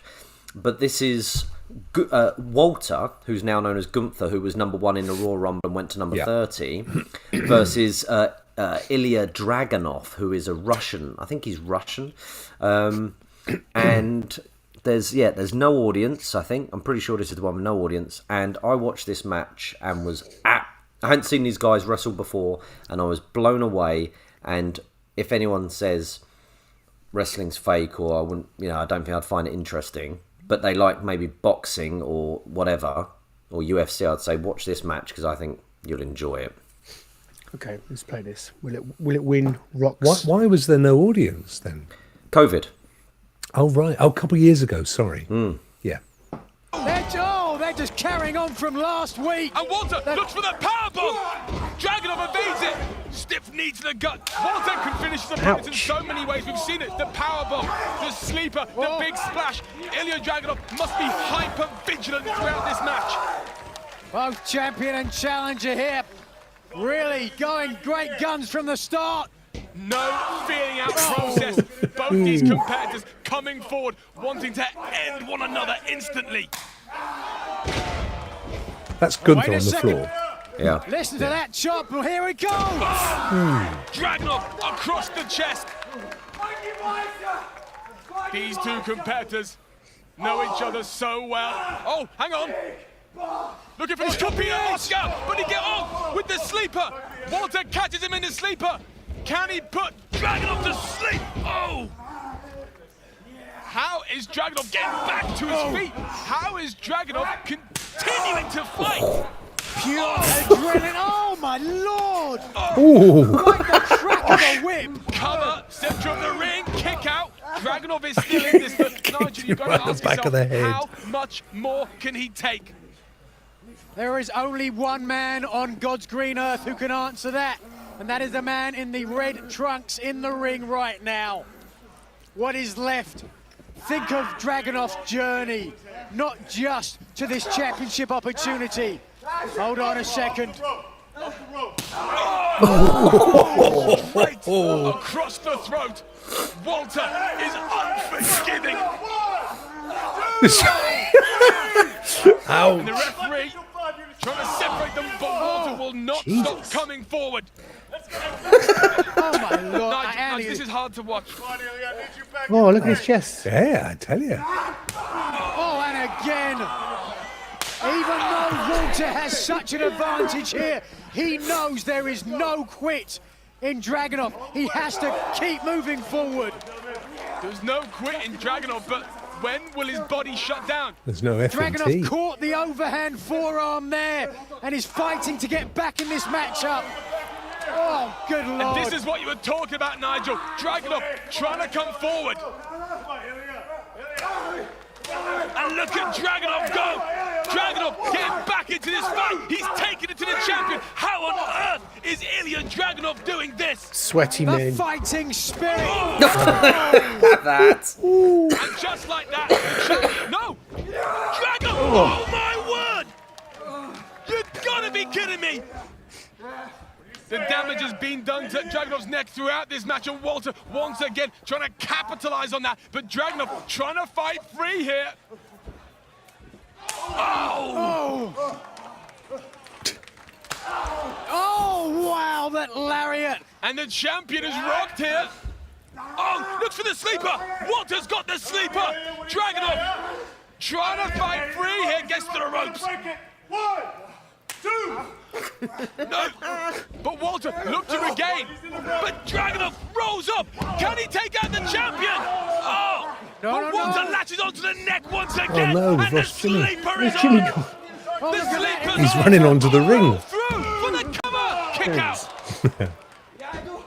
Oh, come on! But Dragunov somehow continuing to fight. Oh, to Constantine!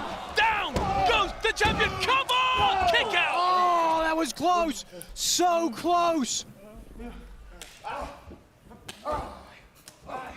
How is Dragunov continuing to fight?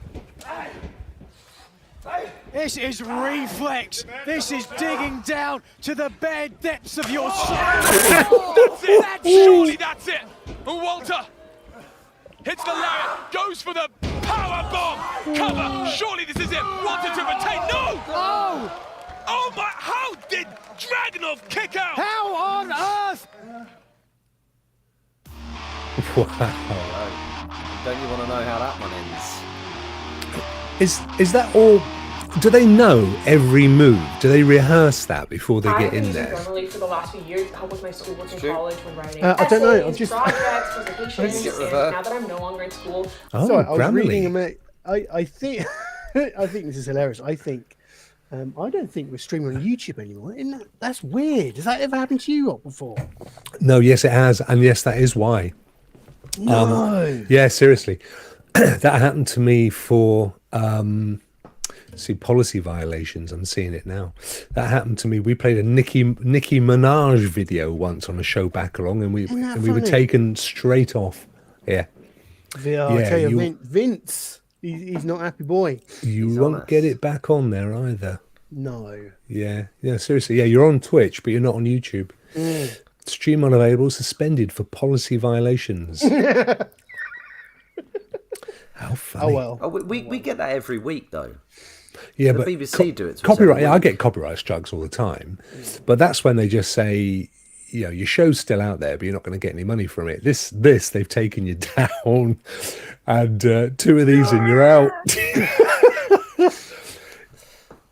We are live, but we're on, live we're on on Twitch. When Twitch you're on don't. Twitch. Oh, that's Twitch, a shame. Twitch don't care so much. They tend to worry about it Never mind. afterwards. Well, we'll have a look at that. Yeah, no, you won't get YouTube. Well, you might get they may get you to edit it out, but it could be copyright, but it could equally be violence.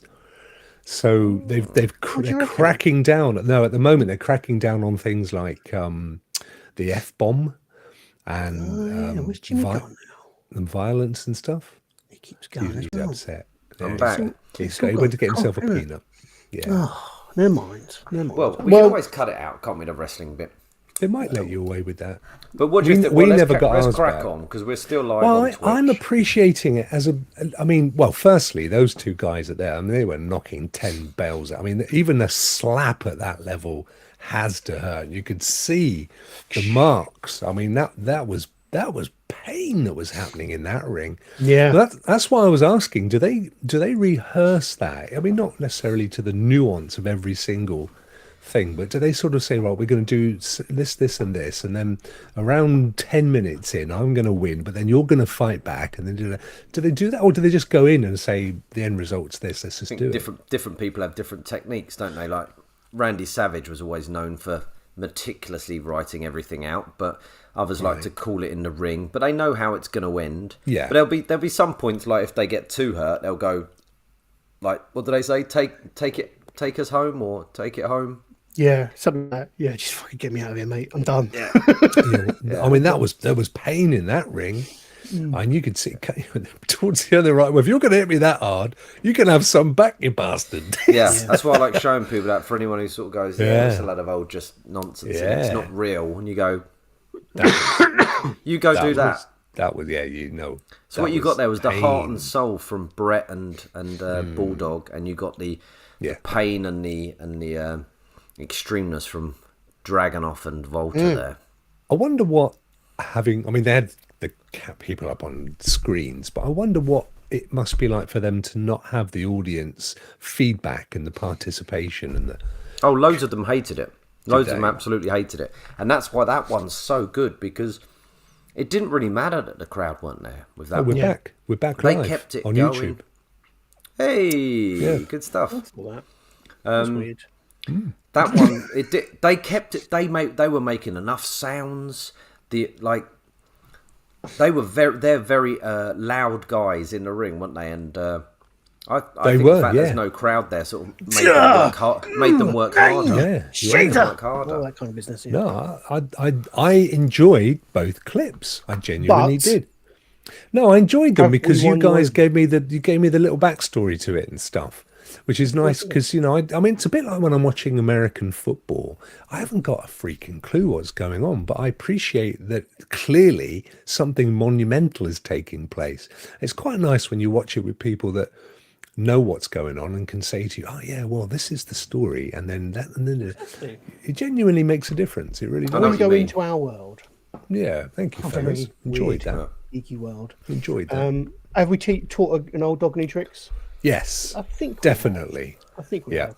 Yes, I came in as a pug. I go out as a Labrador.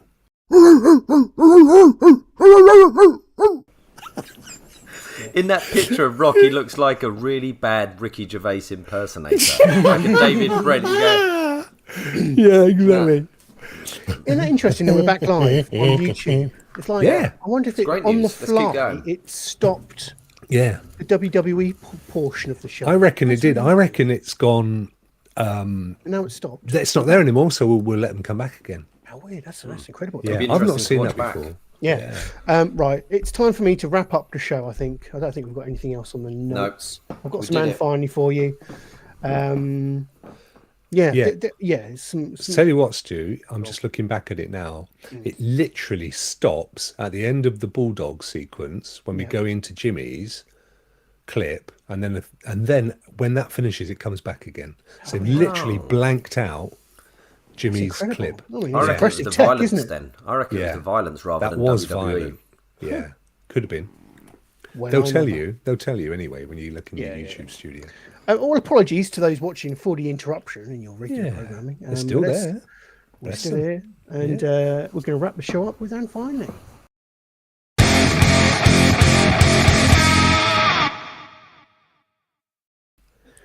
Two Anne Finley stories for you, boys. I was struggling with Anne Finley this week. Really was. Is that me? Is that me delving into the sausage there, Jimmy? Yeah. Is that what? No. Sorry. I was reading. Roggy had sent a text about the show. Oh, okay. I'll just read it before you carry on. I'm watching the podcast, really delayed, but I was watching a Stuart Lee video on YouTube, and he just no, it's about Stuart Lee. Yeah, nothing to do with the podcast, is it? Yeah, he was watching. No. In fact, he was watching someone else. Yeah. Oh, dick. That's just not on. Fuck you, Roggy. Yeah. Okay, so Domino's has a reputation for being an expensive takeaway, isn't it? Yeah. Has it? A man has flown to Milan and buys a pizza for less than the price of a Domino's takeaway. Allegedly, this is. I'm not buying it. No, as you'll find with this story, we're going a lot on his word with this. There's a lot of faith. He looks like a man you trust. Yeah, has he dyed his eyebrows? I don't know. That's the modern way, isn't it? The slug brow, as I call it. Callum Ryan, who is a young influencer on the web, so I hate him already and distrust him already. Yeah. He wanted to see if he could fly to Italy and buy a pizza for less money than an actual Domino's pizza, which would set you back £19.99. That's probably for a large, I would imagine. I don't know. But he found a ridiculously cheap last-minute ticket to Milan for £8. So already he's off to a good start. But then he hasn't factored in like petrol and parking costs to get to the getting there. Uber. Exactly. So I'm calling bullshit too. But he then claims that he went to Milan and then bought a margarita pizza for less than £10. I think that's also bullshit as well. You know, I'm calling bullshit on the whole story. Oh. Yeah. What he failed to mention was how much it cost him to get from the airport to the restaurant and whether he even paid exactly a return ticket. Yeah. So he's got to come back again, isn't he? Yeah. Yes. That was probably one way. I'm going to poo-poo this and finally. But I thought it was an interesting story because it highlights just how much Domino's Pizza is, if nothing else. Yeah. Influencer. That's got to be the worst job title on earth, isn't it? Like, because they shouldn't be influencing anyone. No, you don't want, wouldn't you? No. You don't want to influence anyone. Maybe like TikTok personality. Does that work? Or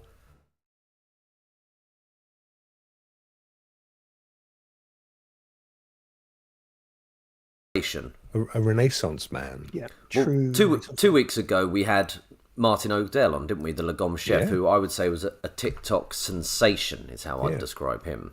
He'd just gone over a million this week. Yeah. Wow. Good old boy. Wow. Yep. Yeah.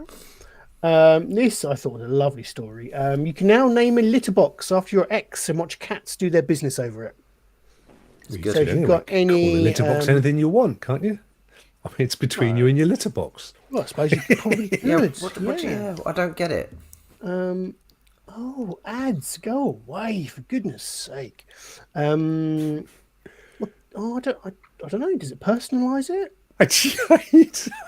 Oh no, it's all gone to cock. Let's get into the meat and potatoes of this. Right, an animal shelter is offering a special service for dissatisfied lovers this Valentine's Day. Okay, the chance to name a cat litter box after your ex. The Animal Friends and Humane Society in Hamilton, Ohio, America, is asking for $5, a donation of $5 to buy new litter boxes for their cats. Oh. And in return, they'll write your ex's name on it. So when their felines come to do their business, it lands over them. The statement reads, do you have a crappy ex? Why are they putting an asterisk? It's hardly a asterisk. It's hardly a naughty word, is it? Oh, I don't know. Yeah. Yeah, instead point. Cheer yourself up while making a difference for it. I think that's good. I'm liking that, Stu. It's helping charity. It's helping a decent charity, and you can make yourself feel enriched more, can't you? More. Yes. Enriching your life.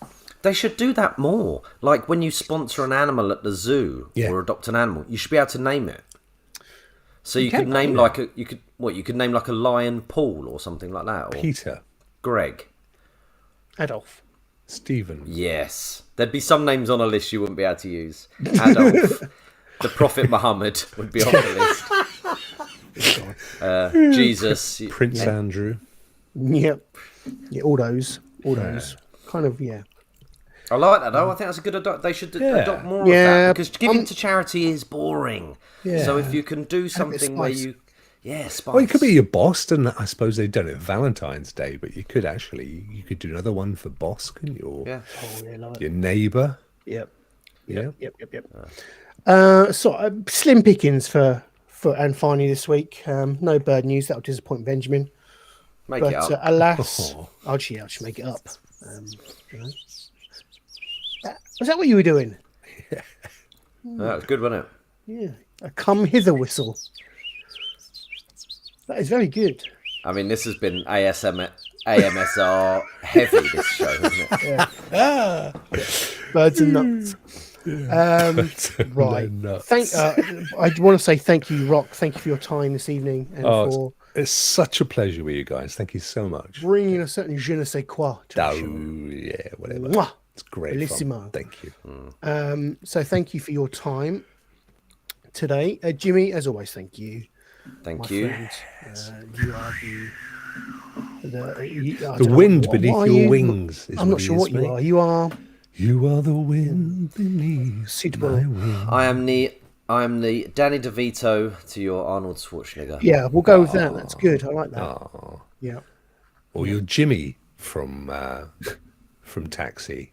He's the Danny DeVito to your Jimmy in Taxi. Do you remember Taxi? Do you remember Yeah. Jimmy in Taxi?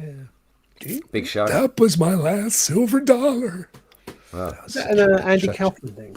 Yeah. He was in In it. Yeah, he was Latka. Apparently, Danny DeVito got that part. He walked into the audition, and he just walked straight up, and he threw it on the table and went, "Who wrote this shit?" No. And that was part of it. Because that's what they wanted. Yeah, that kind of belligerent New Yorker. Yeah. The fact that he's up in the tower looking down on them, and you don't know he's tiny until he gets out and walks down the stairs. Just genius. That was a Paramount as well, wasn't it? I think Was it it was. like Friends and Cheers and all that stuff? Yeah, Was Friends when they used to know Paramount? how to do sitcoms. Yeah. Glory days. Yeah, the Let's collars. give a shout out to those in the chat who've joined us. yes. Metal Maniac, he came in at the last knock-ins. Thank you. Yeah, thank you, chat. Awesome. Purple Haze, thank you. Yes. John Simmons, Scale Modeler. Scale Modeler or Scale Modelling? What do we go with? I call him John Simmons Scale Modeler, but it is modelling his channel. Yeah, but yeah, okay. But Entheon. Yeah. Entheon. Yeah, I'd say that Lovely was name. yeah. Thank you for joining us. Entheon. It's good. Happy Cloud Game. Is it Gamer or Gaming? I don't see Gayman. the whole name. Gamer? Martin. It's not Gay Man. It's not Happy Cloud Gay Man. Happy Cloud Gamer. Gaming. Thank you. Gaming. Happy Cloud Gaming. Thank you, Martin, for joining us. Yeah, he had lovely comments from. He did. He Martin. was prolific, and I'm sorry if I offended you with my accent. Wasn't Well, intended. No, he loved it. He got a cameo on the show as well. Yeah, he loved it. He did. Who else did we have? Bear with me. Alex Turner. Alexander Turner. Roggy was there. Lord Doolan was there. Lord Doolan. Liam Parmenter. Thank you, Liam, for joining us. Yeah. Ben Neil White was J. there. Neil J came in. The Doomslayer was there. Yeah. Peter Turner. Pete Turner. Yep. Thank you, Pete. Peter. Alex Roth. Did Alex Roth? No, Alex Roth didn't turn up, did he? No. Neil Mostly J. Martinez. Oh, J. he came Everson. right in at the end. Look, mostly Martinez Did as he? well. Martinez there. Oh, Yeah, he just Martinez. popped in at the end. Bless him. Oh, thank you, mate. Never mind.